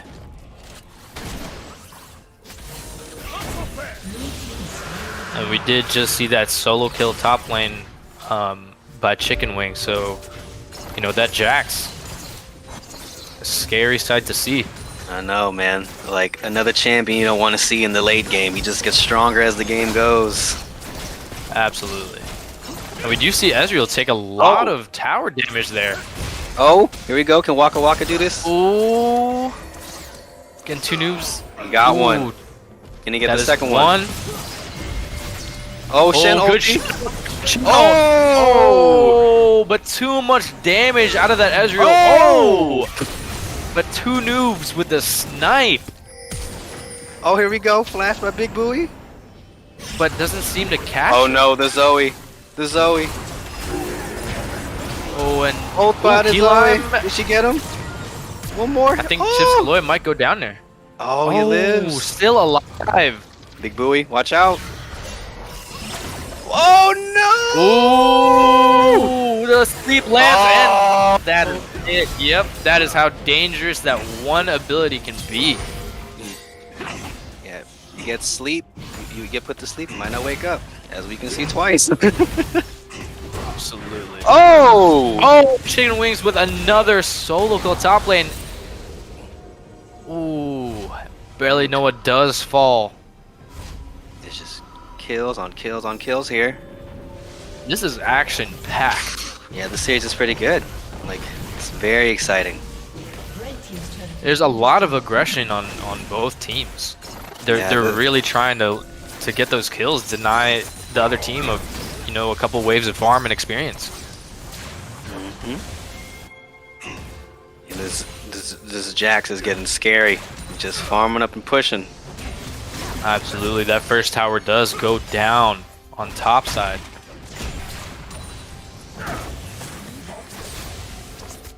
So looking at the kill count, we see Chicken Wings 3-0 on the Jax, Chips Colloid 2-0 on the Zoe, and I'm Filipino Bro 5-2 on that Ezreal. Yeah, that is a big difference compared to Joe Momma. All the kills on SFC are on the carries that do all the damage, while on Joe Momma's side, I mean, there is kills on Big Booey and Waka Waka, but 3 of them are on 2 noobs, 1 cup, and that is a support. And even though that's good, it still would be better to be on the carries of the team. Absolutely. I don't think it's as bad on their end though, as if say Braum were to have. Oh, and we see an ult. Ooh. Big Booey dies to the Jax. Oh man, so much action going on. Yeah, this Jax is a problem. A big problem. Absolutely. Oh, engaged by goes down Braum. on Braum. Oh, nice dodge. Good dodge. Waka Waka with that ult. Very nice, very nice. If he didn't do that, he might have been dead right there. But he does decide to stay. Oh, my wow. gosh. That Ezreal. He already has his mythic item complete, that Divine Sunderer, so that damage is coming. Yeah, man, 17 minutes in, that's really early. And that bottom tower does fall. Oh, Keelam's right here. Uh-oh. Ooh, let's see if we can finish one of them at least. Dang. Oh, but the kill does fall to Chips Galore. And Wow. another kill! Falls for the Ezreal. 2 noobs overextending a little too far with not a lot of health. I'm Filipino, bro, is making a statement here. Don't give me Ezreal, he's saying. Oh, man. Man, this is crazy. And I'm an Ezreal player myself, but this is... Man, I'd be okay if my team banned Ezreal. I'll play someone else as long as he doesn't get it. Hey, that's what I'm saying. I don't want to chase that around. Not at all. Oh, here you go again. Oh, thought they were about to fight up top. But we do see Big Booey trying to see if she can flank the Jax, but... It looks like nothing will come out of nothing goes out that of that. little... He's always making her way up too. Oh, there... SFC Telecom is doing a great job of putting the map pressure on, pushing out the top lane, forcing Nelio to stay there, but then laying down the pressure mid lane as well. Yeah, they're also taking out a lot of Joe Momma's wards, so Joe Momma really can't see. So, you know, that makes it scary and hard for them to walk around, so that's another key point that they're doing really well at. And they do drop the Rift as a distraction for Dragon, maybe? Oh, you might be right, yeah. Well, that... Oh! Key Lime got caught with Chips the bubble. Galore is asleep. Oof. But it doesn't look like anything comes out of the sleep. And Team Joe Momma is looking to try and answer, but won't get there in time. Key Lime out. Uh-oh. Quickly goes down. Oh, wow. Oh, that Another sleep. And a sleep. Oh, my goodness. This Ezreal's popping Ezreal's off. still looking for more blood. Just Galore, can he get it? He's trying to see if he can snipe the Xerath sniper right there. Yeah, right now it's about a 7k gold lead for SFC, and they're using it to their advantage. They're just pushing and just going right ahead. Oh wow! My gosh! Zoe's popping up. Both of them are sniper-like champions with their abilities, but it looks like Chips Galore out-snipes 2 noobs there. Yeah, this again, this is a kind of like a poke composition right here with this Ezreal and Zoe. Just poke them down, and you know they can just clean it up whenever they want to. Absolutely. If you look at both team comps here, none of them really have a super tanky frontline except for the Shen, but that Shen's way too behind right now to frontline anything. That is true. And that is from the Shen ult. Braum is doing a great job soaking up right all there. that damage. Ooh, And Waka he's alive. goes down to Chips Galore. Braum's still alive.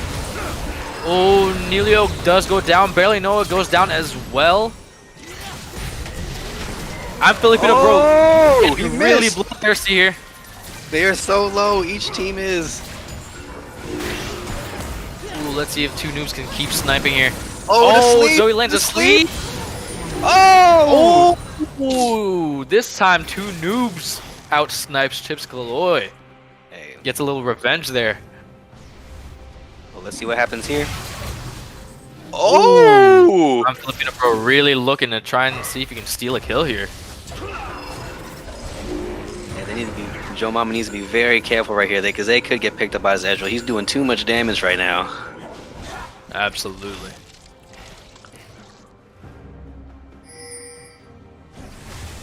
A lot of action in that bot lane, but that bot tower is still up.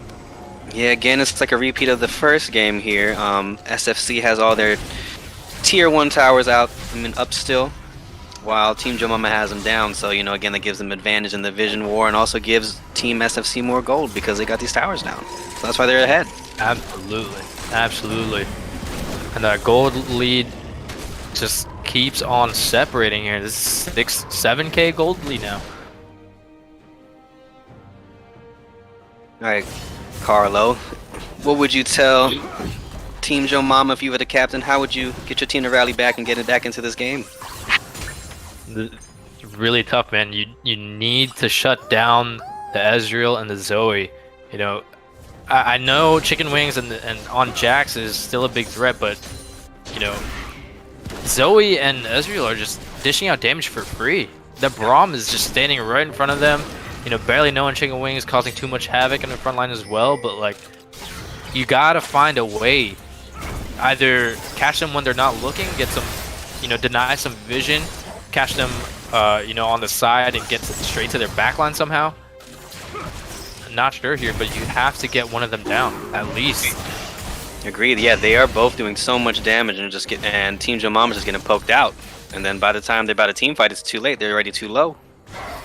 Absolutely, and the lead is spread out so well on SFC Telecom side. You know, the Jax with a big lead, Chips Galloy with a big lead, Ezreal with a big lead. See, as we see Big Buoy go down to Chips Galloy there, you know, they're spreading the map. There's too many threats all around the map. And you know, how do you respond? This is a tough situation. Oh, sleep again. Oh, Wow. and the Ezreal will outsnipe the two noobs this time. They getting caught with this sleep. The sleep from the Zoe's crazy. Oh my goodness. And there's another one. Can they follow that up? Oh my goodness. That damage from the Zoe and Ezreal. They are not letting off the gas pedal.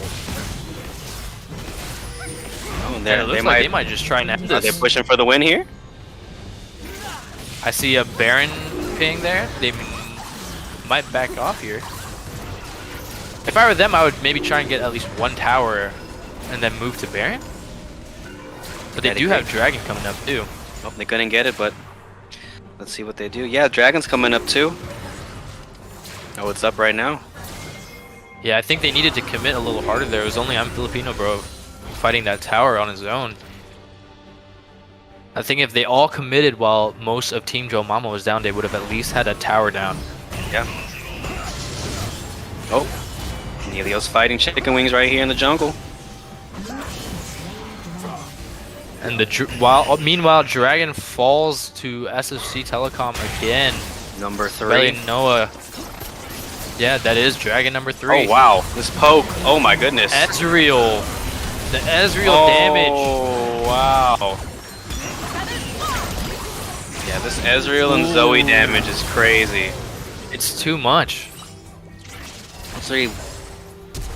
Oh, Big Buoy. Can she get out? They don't seem to miss. Yeah, like all these skill shots are on point. They just don't seem to miss. Jump in with this Jax. I think we might have. Oh my goodness. Oh wow. Too much. Too much. Game. I think we need to check aimbot or aim assist or something on the Ezreal and Zoe here. Everything is hitting. Kudos to them too. Look at that. In base still gets the. That is disgusting. GG, oh my played, goodness. everyone. Decisive, another very decisive win. My goodness. Wow, what an impressive win there by SFC Telecom T1. They actually had that all the way from the very beginning. It just kind of snowballed, right?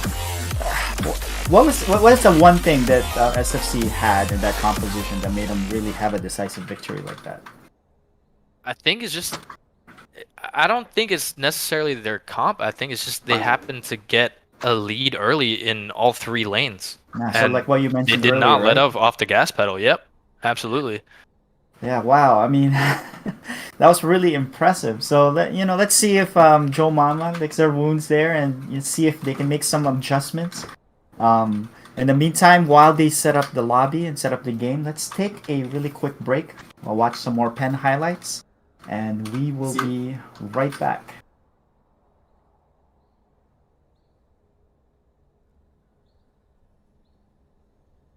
Back to just that 2-on-3 situation. The shield is down. It's all up to Mag.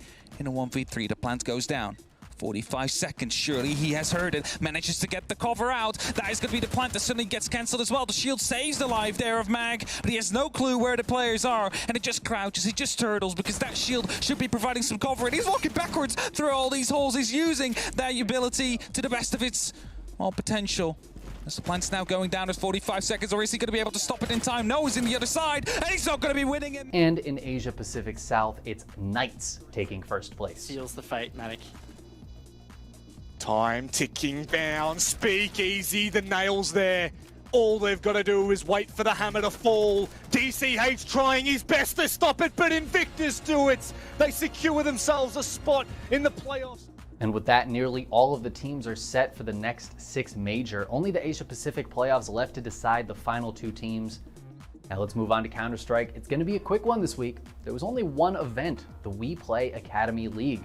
Began their online stage round robin, which will finish up this coming week. Might have survived the mid-fights earlier on, but he doesn't last long in A. JDC has got their boys back, and Result alone asked to clutch 1v4 as that bomb goes down.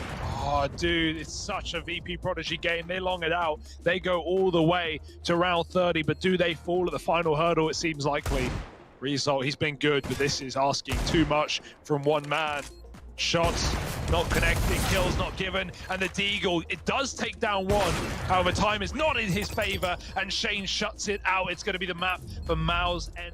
We have a couple of slow weeks for CSGO as everyone comes off the high of IEM Cologne. But the next ESL Pro League season starts soon, so we'll have more in the coming weeks. Moving on now to Overwatch, the Contenders had some results this week in a couple of regions. In North America, it was the American Tornado taking first place for the 2nd month in a row. Hope here left for them, and Hope might have gone out the window with Provide taking that fall. He even threw out the immortality field by the doorway too, just in case dark mode were gonna rotate out of that doorway, but they couldn't even have the chance. You bring that fight into that close quarters with Speedly, and it's just doomed for you. Quite literally doomed. Because, you know, right now, you currently have Speedly just punching out Fortnite fish, and nobody's left from dark mode to touch this payload. Yeah, they lost their Tracer, and they lost the map. American Tornado once again, 4-0 now. And in Europe, it was Falcons Esport in the top spot. Lemon Lolsish spins to win. Fincy and Admiral are thus far distracted. Pile Driver does a bunch of damage, and guess who's doing more? It's Psycho. Gratham returns on the Bastion from the back. It's going to be so much damage to deal with. Oh, Skyripper identifies that they had used Fate, so Psycho was able to execute. British Hurricane only had Regina hit. They have no heals. Falcons with the Bastion at the back. The comeback, the photon barrier. British Hurricane are gone. The storm is settled, and Falcons snatch back their crown. Let's head on over to the Call of Duty League, which finished up their Stage 5 groups this week. The Thieves. There's one. We'll see how lucky he is if he can get another player out of this one, but here come the reinforcements. Optic now lining up. Oh, but they run into Slasher. They run straight into him, 3v2. It's T2P. The bomb planted now. Here comes the push. Forward makes his way forward. He gets himself one. The attack's still raging though, and again, you can't get any more. And it's a 1v2 now for Scum. Now it's a 1v1. It's Kenny versus Scum. The bomb's still down. Kenny has eyes on the push now. If the play is being made, it's got to happen now. Oh my God. Chance, we're going to hold our breath for a moment. There's a lot of time to work with on the clock, and Kenny is going to post up in a corner. Scum's going to run by. Damage dealt. Is it enough to get the kill though? Scum, back and forth we go. 15 seconds. Kenny holds the line, gets the kill. The reverse sweep completed. Optic Chicago took Group A, and Dallas Empire won Group B. The Stage 5 Major starts this coming weekend. Now let's finish up our shooters for the day with a little PUBG. The ESL PUBG Masters Europe Summer is underway. Navi currently on top of that leaderboard. Pushing through, he's gone for a different angle altogether. If he sees him in the smokes, he does. He just catches him up top. Very low on health. Quepta, Buttspace gets one. Second one, Vex. He's all damaged. Another one's fallen. A 1 versus 1 will unfold. Vex has to seal the deal here, or Honor's gonna take it all for him. It's Vex versus Honor. 1 versus 1, the tree and the rock. A rock in a hard place for Space, giving the information. He's jiggle peeking round the corner. Let's check out our old friend StarCraft 2 now as the GSL semifinals play. I don't know, man. Now the Lings are going to come in here and kill off the probes. I think now Parting's going to try to shift the action here. He's going to move up, but he's going to have a fight right on creep. Oh, the fungal. Oh my God, the angling here is so good for the Zerk. The fungal's too strong. Everything getting wiped out. This game is over. Parting has lost 0-4. And Dark will go on to face off against Trap in the GSL finals. GG. Right. Trap and Dark will be throwing hands in the finals this coming week. Speaking of which, Street Fighter V had a ton of action this week as the Intel World Open played through all 11 of its regions. He's gonna trap him there. Oh, it wasted. That was unfortunate. Yeah, was that supposed to be a V-reverse on the Psycho Blast? Either way, oh, the Sand Heavy Kick does connect with it. Long grab. He's got in the corner. He's not doing the command grab just yet. Busts out with the EX head, but we talked about that, the long-term conditioning of it. Puts the second mirror out, but Hot Dog knew. Jumped out immediately. He's got to chill. And if he's gonna throw anything out, it's got to be Psycho Crusher at the tip. Oh, trade! No, with the other Psycho Crusher. Doesn't matter. Hot Dog hits the reset. Oh my goodness. Down 2-0. It looked like it was going to be as free as any other set in this bracket, but no. The event is partnered with the Tokyo Olympics to showcase some high-level E-athletes, similar to the StarCraft IEM event in Korea in 2018. One more dive kick here if he can get it in time. Checks the dash. There it is. Force the block. Oh, he's ready. This could be the end. Wait, come back. That's... No, where's the CA? No, it wasn't going to kill him. It was going to lead to Oki. But it doesn't matter. You should have taken your shot. Instead, Taquito tramples all over it, reclaims the throne, and gets the victory. Taquito moving up to the Sama status lines. BK Sama actually doing a great job keeping Travis in this corner. That's fine. B reversal. This is what I'm talking about. Better defense. Now turns to offense. Tech, EX, trade definitely in his favor with the finesse and plus overhead. Not punished, but the Batista bomb throw. There you go. BK Samba, aka BK Kami, takes Oceania Intel World Open region. There were a ton more games than what we have here. Definitely check them out. It's super cool to see esports getting some recognition at the Olympics. All right, now it's time to move on to the MOBAs. Let's start off with some Dota 2, where the I-League finally finished up after over 4 months of play. Unstoppable for Monet. Tongklot Monet. Okay, next one gonna be 011 trying to run away from the boomerang. Falling back to the tree line first. Monet is so low, but he's gonna be by. He's carrying an Aegis. He might go down, but he will come back full HP, full mana. Money comes and goes, but Monet will always come back. It's a DD call, ladies and gentlemen. Axter is your I-League 2021 China champion. Congratulations to Team Axter. What a performance. Team Aster able to take down Vici Gaming in the finals 3-0 to take home the trophy. We also had the Dota 2 Champions League start up this week. Hellbear Smashers currently in first place, but plenty of games left to play. Sides coming in. Duracho, meantime, did not die in that fight. He's trying to man-fight Lil Pleb, but we talked about the fact that he is really farmed on that Luna, and he's just pumping out damage. Luckily enough, he's out of mana, so he can't spam the Lucent Beam. Duracho does get the jump back, but Buntaman not going to be so lucky. Actually, Duracho not going to be so lucky either. He gets taken down. Yamich on the high ground, bursted down, and Lil Pleb, there's still a tier 2 tower. They don't care. Pantomime inside the Shadow Amulet, trying to stay hidden, will be bursted down in an absolutely massive team fight for the Sidens. Quick and easy week for Dota. Let's check up on Heroes of the Storm, who finished up the Community Clash League. The members of Simplicity be able to close out this series here, Grubby. It certainly looks like it, Bahamut. Stukov standing way deep. He does another massive shove. Not sure what he was doing there, but he felt this team needs to step up to start doing damage. That was the play. Simplicity is stepping up. They're 5 versus 2. The boss is healthy. The minion wave is here. The Hellbats are here. Simplicity has done everything they needed to do to close this game out. They started with a 0-1, but they've won 4 out of 5 games. This is going to be it. It's going to be GG, Bahamut. GGs are called. Simplicity are going to be your Season 2 Heroes CCL champion. Simplicity taking first place there over Storm Esports, and that leaves us only 1 game left for the day. But it is a doozy. League of Legends continued throughout all of its regions this week, and we have 11 different brackets. Yep. All right, everybody, welcome back. We're on to Game 3 between Joe Momma and SFCTT1, and we can see here that there's a lot of switches here on Team Joe Momma's side, but there is a switch on Team SFC with Johnny Boy coming in for Filipino Bro. And on Joe Momma's side, little role reversals here. You see that, Carlo? Got Big Boy on the top lane, 2 News, 1 Cup in the mid lane, and Nelio in the bot lane with Trillian making her first appearance. Yeah, absolutely. I think they're just trying to do some big kind of switch up so that maybe catch SFC Telecom, off guard here. And what we can see here now is a big difference here with Will usually playing mage supports. We have Trillian here playing her coveted Leona. She's done really well on that champion, so I want to see, what difference this might make in this game while she's on this pick.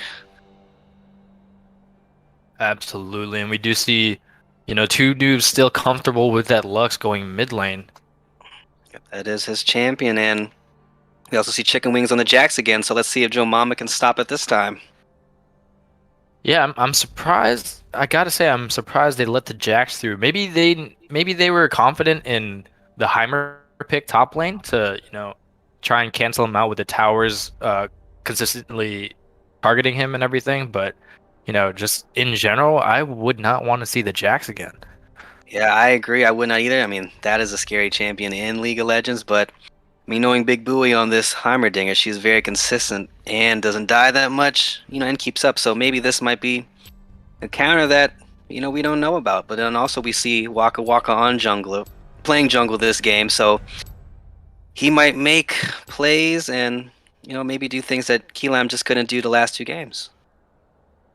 Absolutely. Hopefully we can see Team Joe Momma turn it around here, snag a win.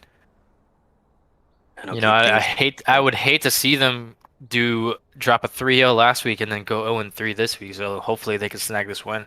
Yeah, man, I agree. But that's again, anything can happen in League. You win some, you lose some, but you can't win them all. But hopefully this isn't the case. All right, well, but for right now, CeeLo B, what do you think about the team comps? Who do you think has the edge right now? I think still overall, I didn't realize that's a Morgana jungle. I actually think Team Joe Momma here. But that's very dependent on how the bottom lane does, because Ashley Leona engage is crazy strong. And if you execute it correctly, you have Xin Zhao following right up to front line. Leona's still there up in the front line, and you got Heimer and Lux and Ashe in the back. It's pretty strong comp and pretty scary on an engage, but you do have the Morgana spell shield and her ult as well when, Xin Zhao and Leona are deep in their team. Barely no one can just pop that ult. Yeah, and also too, to point out Johnny Boy on this Janna. Janna has a lot of disengage. She has a tornado, and her ult pushes people away. So, yeah, along with Morgana, if Trillian goes in with Leona or Waka Waka goes in with Xin Zhao, they'll just be disengaged with this Janna pick. So that's actually a pretty smart pick by SFC. Absolutely. You are absolutely correct. That was a great pick for them. I'm pretty sure if I remember correctly, we saw the Ashe and Leona get locked in before the Janna did. So that was a really good counter pick to their team comp in general, because Xin Zhao also is a very, all-in fight type of champion too. So they do have a mix of engage and disengage there. If Morgana can land a Q to snare somebody and they all jump, or if Fizz lands an ult, they all jump. There's a lot of opportunity for either an engage or disengage on SFC's side as well. And also to point out about both teams too, we've seen in the first 2 games that they've each had, fairly, big front line, but here each team really doesn't. SFC with his Jax, if he decides to go tank and have a lot of health. And then on Joe Momma's side, it's pretty much just Trillian here on this Leona, so it might be a lot of fighting here too in this 3rd game here, but we'll see what happens. Yeah, I agree. I think there's going to be a lot of early aggression here, just because, like you said, not really too many big frontline champions here in this game. So I think the name of the game here is get that early lead again, to get your items and dish out that damage. Yeah, getting that early lead is key, and I mean throughout this whole entire tournament that we all have had, usually people with a lead usually come out on top. So I guess whoever can get a lead in this game, could probably end up with the victory. Absolutely. And we are loading in here, and again, thanks again so much, viewers, for staying with us. This is game 3. I know it's a Monday night, it's kind of late, but please continue to stick with us. Right now we're at 67 viewers according to my count. Keep sharing this link so we can get up to 70 and we can reach our goal. And again, this is for a good cause, and thanks again, everyone. Absolutely. Let's try and keep those viewer counts up throughout the whole stream. Here we go. And we had a lot of action tonight, you know? There's a lot of fighting, a lot of exciting gameplay through the first 2 games, so, you know, don't shut off that stream, you might miss them. Yeah, man. Everyone, just keep watching. There's going to be a lot of fights here, I'm pretty sure. I'm willing to bet on it. You know, I actually wouldn't be surprised if one team tries to invade here and get an early advantage that way. I know, we're still waiting for another invade. It's so fun when teams invade. Not many teams do it, but when they do, it's awesome. Absolutely, and when executed properly, you do get that early lead, and you know, that can make or break the game. That is right. But it looks like safe starts here. We do see Waka Waka roaming a little bit on the side of SFC Telecom, putting that ward down on the red side. He got a deep ward in really early, so he'll be able to see the jungle path of SFC. So let's see if that piece of information, you know, gives him an edge in this game. Absolutely. I actually think here, barely Noah with the Morgana. I think Morgana clears. Does she clear camps slowly? I know she has a pool, but I don't know if that does enough.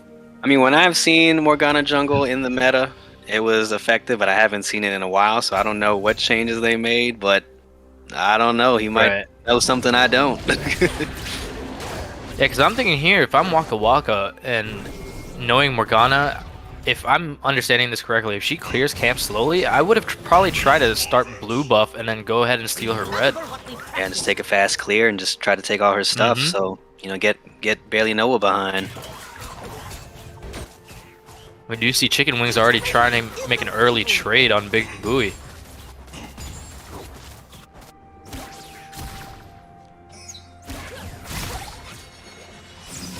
And I just realized Parchasu on the Jinx grabbed Cleanse. That's a good call. Very smart. For those new players that don't know, Cleanse removes... Well, I think you might be better explaining this, Carla, because you probably get Cleanse more than I would. Yeah, so, you know, Cleanse, as we've said in previous streams, what CC stands for is crowd control, so that's anything like slows, stuns, root snares. But what Cleanse does is as soon as any of those land, if you pop your spell, it just gets rid of that form of crowd control. And that's a good pickup against the Ashe and the Leona here, because they have a lot of crowd control. They do. Both of their ults will stun you for a good amount of time. Yep, and also some skills of Leona. The Q, her Q stuns you. Her E, I guess, holds you in place, so she has a lot more than that, so getting that cleanse is, yeah, is a really smart call. Absolutely.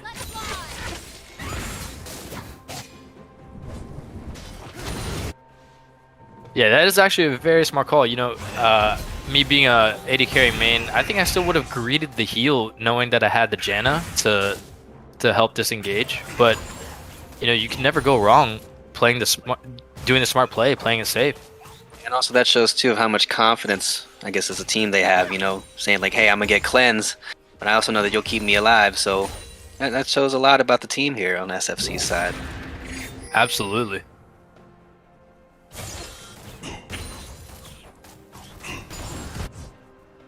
And we do see Waka Waka did just get that scuttle crab by where Rift would spawn, so that's extra vision there for the top side. Oh, that's a nice poke from Big Buoy on the Jax up top. Oh, Trillium's going in. Yeah. That's a good engage. They're level 3, and SFC Telecom's bot lane is level 2. Nice. Again, as we were talking about earlier and CeeLo B was pointing out, you know, if you had a level advantage, you got to take advantage, and we saw that there. Team Joe Momma hit level 3 first, and they went in and took advantage. Absolutely, and to emphasize that fact, it's an even bigger advantage when you have the level 2 or level 3 advantage, just because there's abilities that the other team hasn't unlocked yet. Once you're level 3, you've at least unlocked your 3 base abilities, so... You know, if you beat them to the ability advantage as well, that's huge. As we can see here, yeah, the gold lead, even though it's like 100 gold, it's still a lead. You know, the lead on Joe Momma's side. So hopefully they can keep building and it can get bigger. Absolutely. And Big Buoy doing a good job of holding Jax in lane, but it looks like she's running out of mana, so she might have to reset soon. And I feel like that Heimer pick is good too, because Jax is going to want to jump in every single time, so all she would have to do is just drop her turrets down, and, you know, he's eventually fighting minions, her and turrets, so I think that's a very smart pick of her, to pick this into the Jax. Absolutely. Absolutely. We do see that Waka Waka was hanging around mid, but I guess just didn't see an opportunity. Oh, he canceled his back. Maybe he sees some.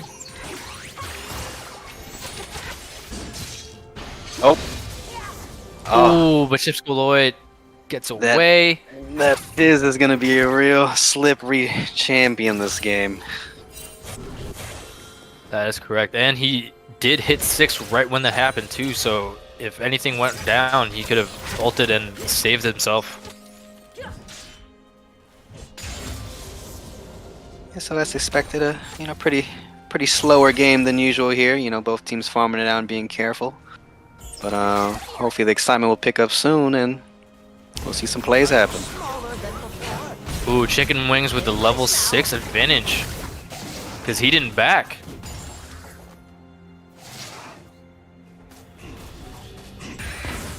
Yeah, Big Buoy needs to be really careful just in case this Jax jumps on her. She might die if he does. Absolutely, and we do see Barely Know they're starting to hover around bottom lane. They are pretty pushed up on Team Joe Momma side, so maybe we see a gank here.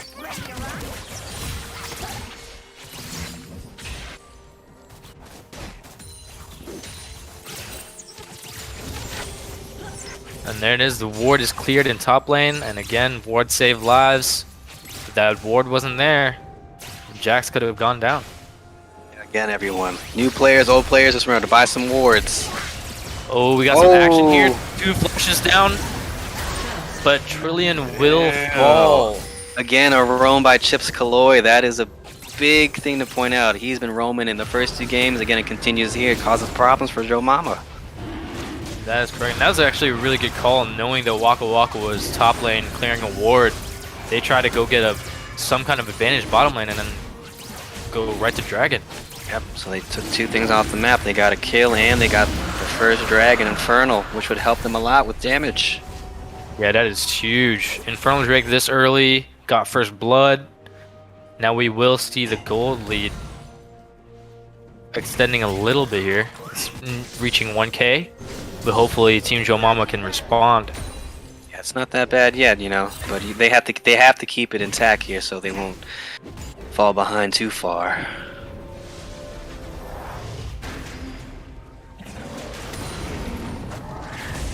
Absolutely, and just look at that ward coverage around Dragon when they were setting up for it on the SFC Telecom side. There was an extra ward there too, closer to mid, but they're really on the vision game.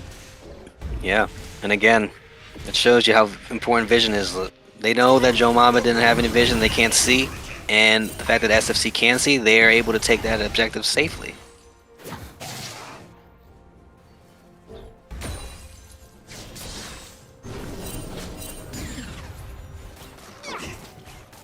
We do see Chicken Wings at around half health here, taking some damage from Big Buoy. Big Buoy's doing an awesome job up here, holding him down up here. So even though she's down in CS, she's still keeping the pressure up, and that's good. That's absolutely correct. Even if you're missing a little bit of farm, if you can disrupt the other player from farming as well as he normally can, then trying to even out the playing field here. Up here we see Barely Noah coming up here, maybe trying for a gank. But as we know, Lauren's a very safe player. She just has spidey senses. She's got spidey senses. Oh, what flash and an engage! Flash ult and a Leona ult. Very nice from Joe Momma right there. Trillion, go ahead, girl. Oh my goodness, that was a great team play right there, and the chemistry you would need, like just to know Trillion would flash E into that with the Ashe follow up with the arrow, and then Waka Waka coming in too. That was a great play. Yeah, communication had to be on point there for everything that hits and to go right. So props to you, Joe Momma. Very good. And that will start to even out the gold lead a little more. It being only around 0.5k now, so that is cutting down the gold a little bit. Yep, slowly but surely they're coming back. Just got to keep making plays, keep farming up, taking objectives, and they'll be back in it in no time. Absolutely.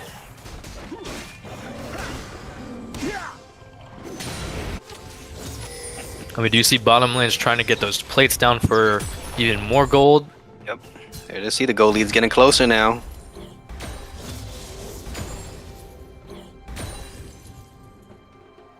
And farm check, we do have Jack's Chicken Wings leading Big Buoy by around 13 farm. The junglers are exactly the same.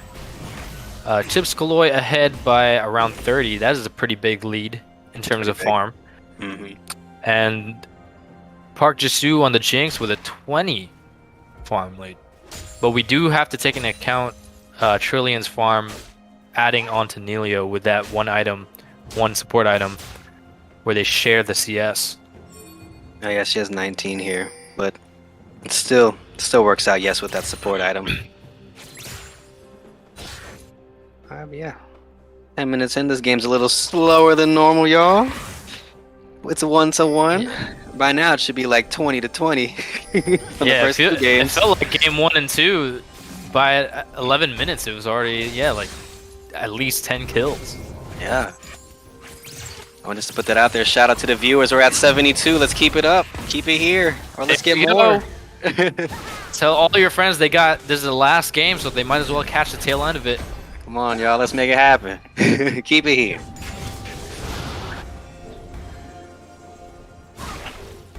And we did see Waka Waka show face in middle lane. Wow, this poke from 2 noobs is pretty strong really right good. now. Yeah. That's really good against a Fizz who's so slippery. Look at this. Yeah, Big Buoy's keeping Jax up here, even though the CS lead is pretty big. She's doing her job. And there's more poke by 2 noobs right there. Chips Kaloy, what's going to happen, man? Oh, he's in the He back. has to reset here because the dragon's going to be up soon. He has to reset. Yep, and about. Oh, it's up right now. Let's see what happens. Will Joe Momma try to get it right now while they're having advantage, or what? It looks like they want to try and pick off Barely Noah there in mid lane, but they might just go ahead and make the dragon call here. Are you smaller than before? Ooh, big trade in top lane. I don't think their teleports will be enough when they're both half health. Yeah, I want to see what happens. Will one who's going to reset first, or what? Do they stay? Looks like Waka Waka's just going to try and sneak it. They don't have vision. Yeah, they don't know. Oh, here comes Barely Noah. Oh, nice, he got it. A little too late. Yep. Oh, Big Buoy. Big Buoy. Oh! Oh my goodness! It looked like I thought they were both going to die. Yeah, I thought they were going to die at the same finishing time. Big Buoy first. Yeah. But the Heimerdinger lives. Good stuff from Big Buoy. Hey, if you see her up top lane, you know who to ban. Take out that Heimer. The Heimer. Oh, here comes Waka Barely Waka. Noah here trying to make a play down bot. Got him. Nice. Ooh, yep. I don't think they knew Waka Waka was ready for that. Wow, very well played by Joe Momma. They all were there. Absolutely well executed. They knew Barely Noah was coming, but were confident because Waka Waka was trailing right behind.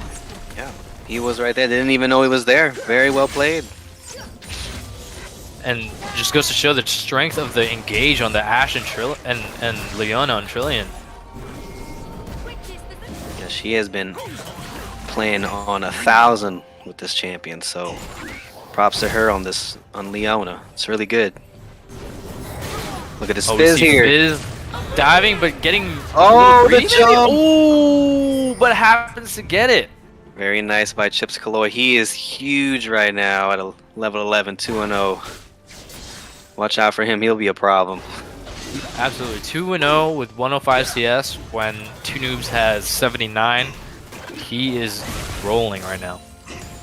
And so let's see what he does with this lead, if he can snowball it or what. You know, again, this game is all about leads, as we can see.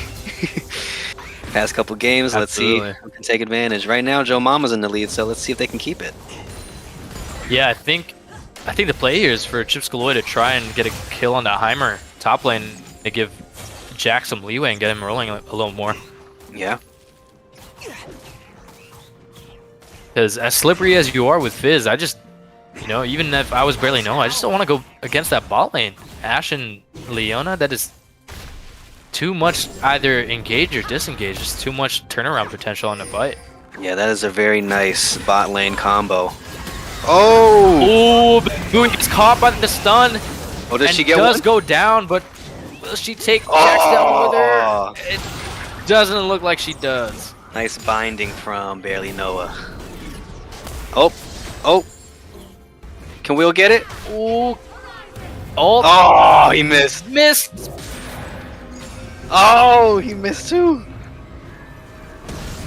Oh, Ashe ult, but not enough damage. Not enough. Give him a blasting wand, he would have been dead.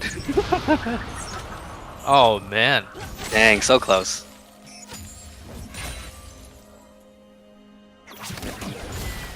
This bot lane tower is almost down. Yeah, if I'm Park Jisoo and Johnny Boy here, I think I want to try and engage. There's no Ashe ult anymore. I think you're right. At least try and get Barely Noah down there. Yeah, whenever, I think I agree. Whenever the Ashe ult is down, or, you know, the skills from Trillion are down too, I'd just try to go in. Because they wouldn't have anything else to use. Yeah, I think that's your window. Yeah, that's your window of opportunity. Oh, here it is. Oh, never mind. Ooh. And yeah, their window is closing faster than we thought. Ashe's ult is almost 3/4 of the way completed in cooldown. Oh, big buoy here. Oh wow, chunking down. Good turn. Good turn. Chicken Wings trading a little too far from his own minions there.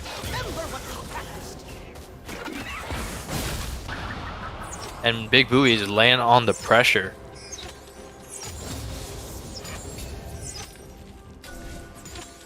Oh man, we see Barely Noah and Chips Galore heading bot lane. Let's see what happens here. Collapsing so here. You know Barely Noah's there. Leona does get caught by the snare.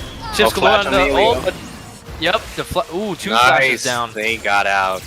Very well played by Joe Momma. Way to disengage on that. Things were looking a little grim there, but they do have Noah's still here. But they're still there. Oh, I don't think they realize it. Oh, the cleanse. Just turning it around. Oh, Xinjiao. Everywhere. Fizz might go down. Yes, sir. Fizz goes down to Xinjiao. And Ashe looking to kill Jinx. Oh, no. You got him. Oh. Ooh. Oh my goodness. Wow. That's not a double kill. That's a triple kill right there. There we go. See, I knew the excitement was coming soon. Oh man. Ashe happened to turn a 3v2 into a 3-for-1 there. That was nice by Neilio, switching targets from between Barely Noah, Park Jisoo, and Johnny Boy. He did it right and got them all. Absolutely.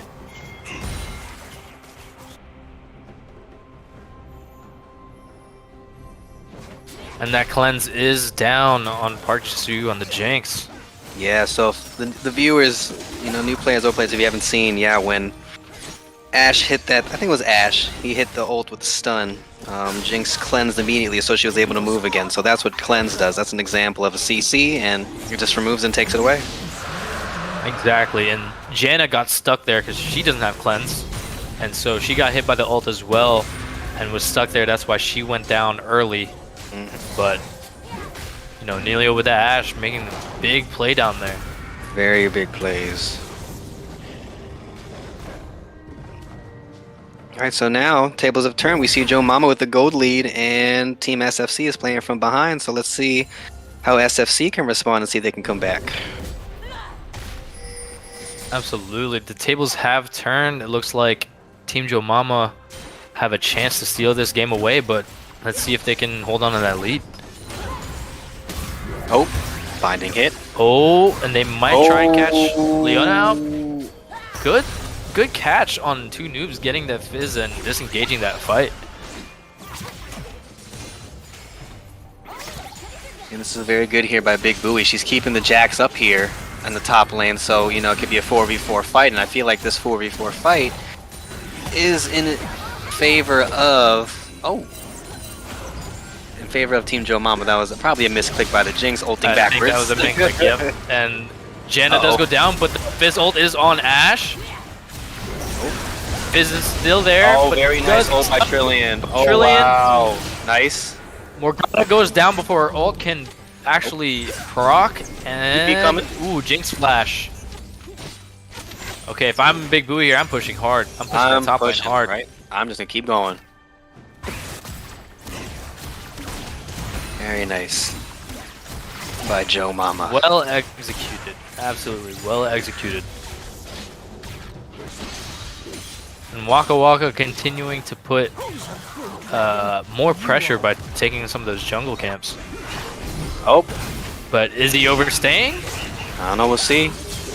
Oh wow, no way. Oh, Waka Waka taking the fight on the Jax, but Jax does get away. Both flashes down on Waka Waka. Here comes Fizz, here comes Fizz. Oh yeah, I don't think he knows. Ooh, the Fizz ult is down. Is it? Can you turn this around? Whoa! Oh, the Singe, how? What in the world? Oh, and that is flashed down on the Fizz as well. Alien's but Trillian going in. catches Jinx. Go ahead, Neil. Parchasu will fall so quickly with that engage.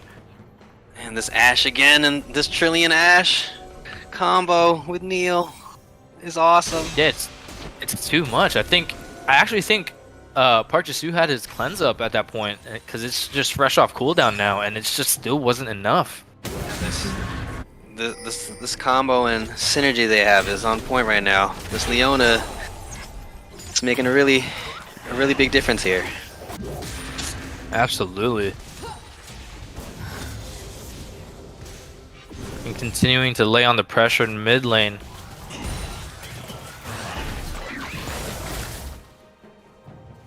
And now, you know, it seems like the tables are turning 100%. You know, no towers down on Team Joe Momma's side. You know, getting those objectives, having that gold and kill lead. Looks like they turned this around. Yeah.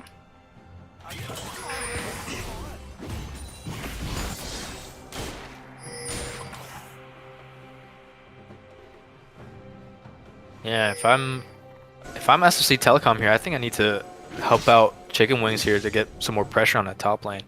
Yeah. That top lane tower is gonna go down soon. Yeah, knowing Big Booey, she'll continue to stay there and keep putting pressure, and that's gonna make SFC have to keep looking at that lane. They can't make other plays across the map. Yeah, and she still has her teleport up too, so she can help in a team fight across the map, even if she's still laning there with Jax. But the also thing to point out here too is that even though they're staying there, Jax is CSing a little bit better, a little bit more better than Big Booey, so he's getting more experience, more gold. So he has he did have a 2-level lead advantage on her, but it's just a 1. But you know, he's getting pretty strong up there, just being by himself. No, that's actually a really good point for, you know, our new viewers out there. You might see that both top laners are 1-1, but that Jax has 60 more farm, and each minion is like 15 to 20 gold. So now you're just, yeah, that's like more than one. That's more than 1 or 2 kills there. It is adding up, and Big Booey went back. So let's see if he pushes it here. Yeah, he does have that ward up in the river to try and protect him. See how much he could take from this tower. Yeah, this is the problem now with this Jax. He'll just keep split pushing like that. So then now Joe Momma would have to send someone up there to respond to him. Absolutely, but they make the right call here because the Dragon and Big Booey's teleport is still up, and it just doesn't seem like SFC's ready to respond at all. Barely no on the top side jungle. Yep, and that is Dragon number 3, so 1 more is for Soul Dragon. That is correct, and that top lane is still continuing to push out. Oh, wow! And there's a lot of damage Whoa! coming. Ooh, Johnny Boy with a sliver of health. Oh my goodness. The Ashe arrow does happen to finish the snipe kill here. Oh, look at Fizz in the back. He might flank. Yep, I think he's looking to flanking. do it. He's two noobs. He caught two noobs. Lux Look goes at down. Jinx does go down. Waka Nelio's Waka's fighting. 1v3ing over there. Whoa! Uh-oh, here's a Jax. Can So Neil Nelio kite this manages out? to kill the Fizz, but can he finish these two kills right here? Oh, if he missed that, if he didn't get hit by the binding from Morgana, I think he might have won that. I think he could have turned it there, yeah. Alright, top tower's down while Chicken Wings came in and cleaned up. He is really huge now, level 15. Oh yeah, for sure.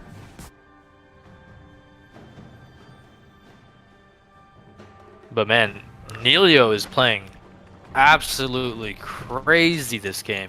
Yeah, he is. Most CS in the game right now, 9 kills and only 1 death. That was his first death earlier. Let's see what Big Buoy can do right here. Ooh, Trillian missed her E for that engage, so Jax will walk away with his life.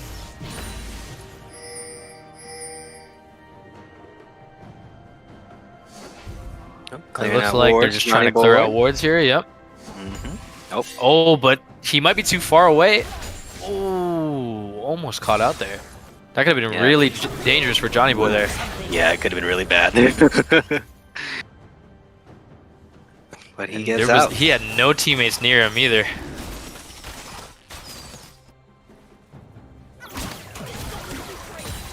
Alright, so Waka Waka is matching the Fizz top, it looks like. Oh wow, more poke damage from That's two a noobs. lot of damage. It is a lot. It hurts.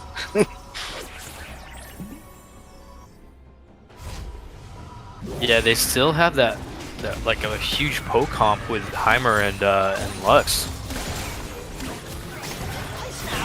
Oh, nice. Oh, good disengage. Oop, ult by Big Buoy.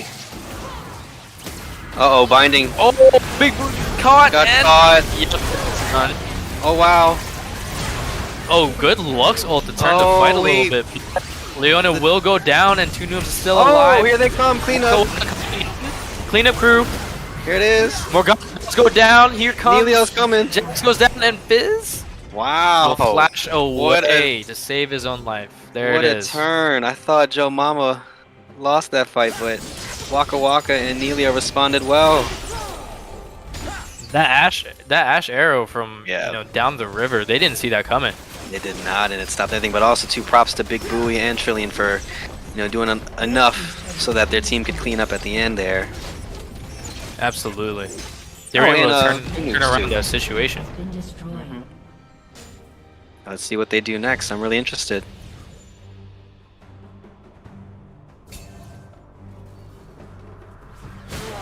I think the play would be try and get that bottom tower and then, pressure Baron maybe. Yeah, and they're actually doing a good job here. Nelio's taking away the bot side jungle of Barely Noah, and Waka Waka's taking top, so they're taking all the resources that they can get.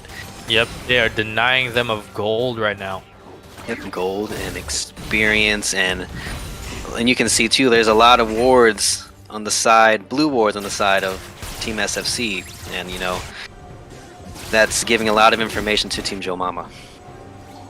That's absolutely correct, but Trillian might find herself too far out here. Will flash to disengage there.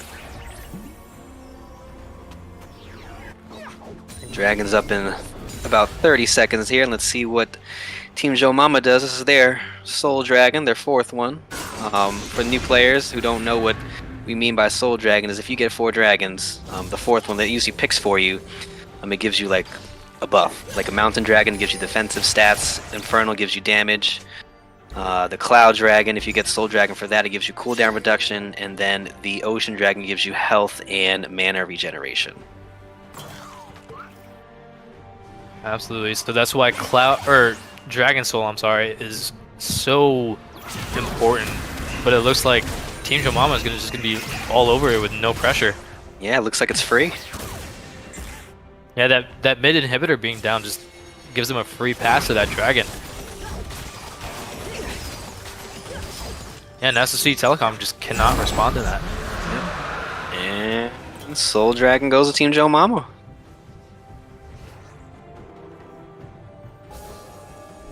So let's see. Right now, it's about a 6K gold lead. Let's see how Team Joe Momma can extend it.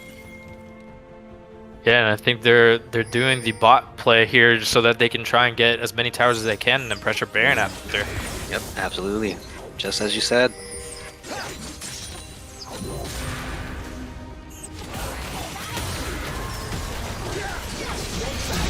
The bot tower should be going down. Yep.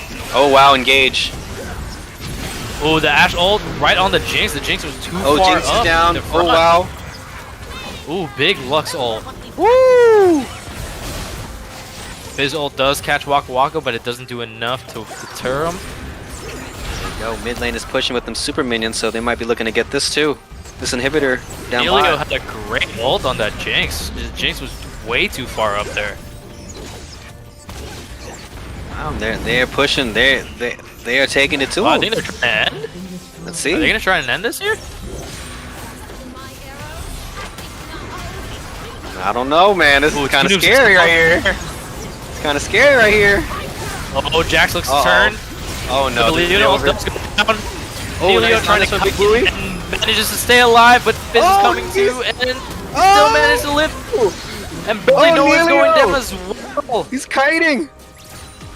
Oh my goodness. Oh my goodness. What great Ashe mechanics. Wow. That might be game. Let's see. Waka Waka jumps in. Yeah, I think this is game. Johnny Boy can't do anything here. Wow. What a What great turnaround by Ashe Team Joe mechanics. Momma. Yes. That was great. And they managed to steal the ace before the game ends. And And what a turnaround for Team Joe Momma. Good game. Good game. Both teams. But Team Joe Momma turned it on there, preventing the 3-0 sweep. They did. Wow, that was one entertaining game. There was a point, there's a window there in the middle where they had that battle in the middle lane where it could have gone either way. And I think that momentum really carried Team Joe Momma there, and getting all of the 4 dragons and everything. That was a really impressive victory.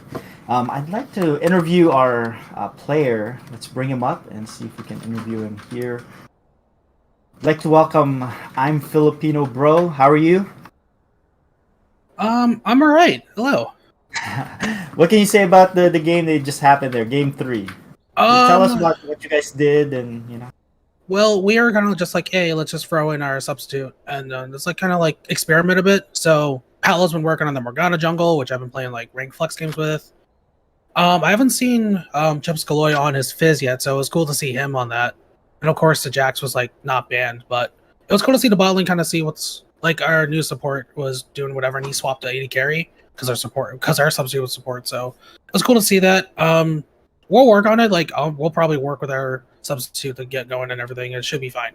Cool. CeeLo B, Shelly, do you guys have any questions here for I'm Filipino Bro? Yeah, what did you think about them not banning Ezreal? What was that, twice in a row? Because I believe, if I remember correctly, you they played did. it. So in the first 2 games, they didn't ban him in the first round, and I'm like, okay. Yeah. We are red. So what was it? First game we were red side. Second game we're blue side. So I just go, okay, let's pick our junglers and pick Ezreal. I just told Paolo, hey, pick my Ezreal now, and they got punished for it. But like, it was just more the fact like I can go squishy or I can go to the tank build, and it was still regardless. We're like, oh, that's one of my main champions. So I'm like, it was just like, hey, I'm gonna go take it with it and see if I can get this W, and I got both dubs. Absolutely. And you did make them pay, especially game 2, for not, learning their lesson game 1. You just wouldn't let off the gas pedal there. I don't know what I was like. Why did you leave Ezra open? Okay, free W, I guess. I'll take it. But it's just more the fact now, like, I guess all the other teams are going to be banned by Ezra. So that means I got to work my other absolutely. Oh, absolutely. So I'm an 80 carry main as well, and I love Ezreal too. But I mean, hats off to you, man. I don't think I could play Ezreal like that. So I'll go ahead and when we play you guys. That is 12 years of League of Legends playing Ezreal for a long time. So and it shows. Absolutely. Charlie, you have any questions? Yeah, man. I'm just want to say congrats to you again, and your team, for winning the first 2 games. I'm gonna want to say, like, ask you that. I know. I'm sorry, I don't want to mess up the name, but Park Jisoo. I think he's a new player on you guys' team. Well, how was that playing with him? I don't know if you guys played before. If this was your first time. Yeah, he's a good friend of ours. Like we met way back when, and then like we just picked him up and we started playing games with him, and I got comfortable with him, and he became like more of like very shot caller. So it just became like we listened to him. He would yell, honestly, like probably first 2 games, he would yell at me about like being like Kurt, you're pushed up. You're pushed up. I'm like, I got this. And then somehow I died. I'm like, okay, that's fine. And he just gives me a death stare. I'm like, okay, cool. I'll stop doing that. And it just worked out. So hey, that's pretty good. Cool. Yeah, congrats to you guys. Yep. Again, congratulations. I'm Filipino Bro. We look forward to your game next week. And I think you guys have taken the 2nd place position with 6 wins now. Let's see what happens tomorrow. But Joe Momma still maintains that #1 seed because of that third game victory. Oh, wait. They were first place? Ooh. Yeah, they were first place. Dang, so, okay. Yeah, so it's a good victory. But congratulations, and we'll see you again next week. Thanks, All right. I'm Filipino Bro. Thank you. You guys have a good one. Good game. See you later. All right, so we had some very entertaining games here tonight, and I'm glad it didn't go 3-0. Right, I like the fact that it went 2-1, and Joe Momma finding the necessary adjustments to battle back there in Game 3. You know, what did you guys like the most about tonight, the games? CeeLo B. I think Game 3 was very, very interesting to me because, as me and Charlie mentioned, the roles were swapped, a lot of different things going on, and they still managed to pull together and take a win. I think that goes to show how good of a shot caller Waka Waka is. Like, you know how good of a leader he is, coming from those 2 pretty convincing losses, and to hey, let's keep it lighthearted. Let's have some fun. Let's try and move people around and see what we can do with it, and happen to get a win with that. Chalet, what impressions did you have in these 3 games that you had? Well, yeah, I have to be the Carlo, but I just want to say first too, I just like how exciting the games were. The first 2 games were filled with a lot of fights and kills, and that shows that each team is willing to take risks and do what they need to do in order to get a lead for their team. But also just to point out what Carlos said, or CeeLo B said in the 3rd game, the adjustments that Waka Waka was able to make, and Team Joe Momma, they're able to play different roles and different champions, and like they're able to make adjustments when they need to, and they're able to pull out wins, like hard wins just like this. So props to them, but also props to SFC for doing a really great job in their wins too. Yeah, so it's really interesting now how everything is falling into place in terms of standings, and I'm really looking forward to both your games tomorrow. You guys are facing off each other. That really is going to define, how the season's going to turn out. So let's look at the standings real quick if production can show it to us, right? So the standings, Joe Momma now is 7-5. And SFC Telecom T1 is now 6-5, going above 500. Now we'll see if Team Rocket, can still. They just need a few victories, 1 or 2 victories to stay up there. But let's see if Chalet here has something to do about it. Maybe they can get a 3-0. But it's going to be very interesting how it shakes out tomorrow. But thanks again for our casters here. You guys did an excellent job. I like the fact that you guys explain some of the minute details to newbies like me when I'm listening. Like, oh, so that's what it was, right? So absolutely, I really appreciate that, and I'm sure a lot of the people in chat appreciate that as well, because we're not as versed as you guys in League of Legends, but really appreciate it. So thanks for joining us again. I look forward to you guys joining us in your next cast, maybe in 2 weeks, and we'll see how it pans out. But I want to thank most of all our viewers out there. Absolutely. We peaked over 70, which is great, and we held it there for a good amount of time. And we look forward to you guys joining us again tomorrow. Again, for those who have not subscribed not subscribed, but not registered and signed in, create an account. It's really quick and easy, and that way you can join our chat there, being modded by Gabidente and Trillian. Thanks for our mods there as well. And most of all, thanks for everybody sticking with us. Lastly, I want to thank Storm Gaming for hosting us. And like I said, we hit our fundraising goal in July. So praise God, that's awesome. That goes all to Angkop. And then hopefully we can hit our goals as well in August. So keep watching. Do you guys have anything, last words to say? Shout outs? CeeLo B? Shout out to all those viewers that come watch every Monday and Tuesday. You guys are the loyal viewers that support the cause and enjoy the game, and just showing support. That's one of the reasons why me and Charlie enjoy casting. You know, you guys consistently, you know, watching every Monday and Tuesday. So shout out to you guys. Cool. And Chalet, any final words, parting words to our viewers and to your opponent here from Team Rocket? I just want to say, just piggyback on what Carlos said. Thanks again to the viewers. This is for a good cause. Just keep the viewership up and, just send the link out. Also, a message to Carlos' team, get ready. We coming. Oh, yeah, no. Oh, we're getting ready. I promise you. I promise you. Alright, looking forward to it. So thanks again to Psystorm Gaming. Quick, we can get production back on the camera. Just quick thumbs up and thank you. And we'll see you guys tomorrow night.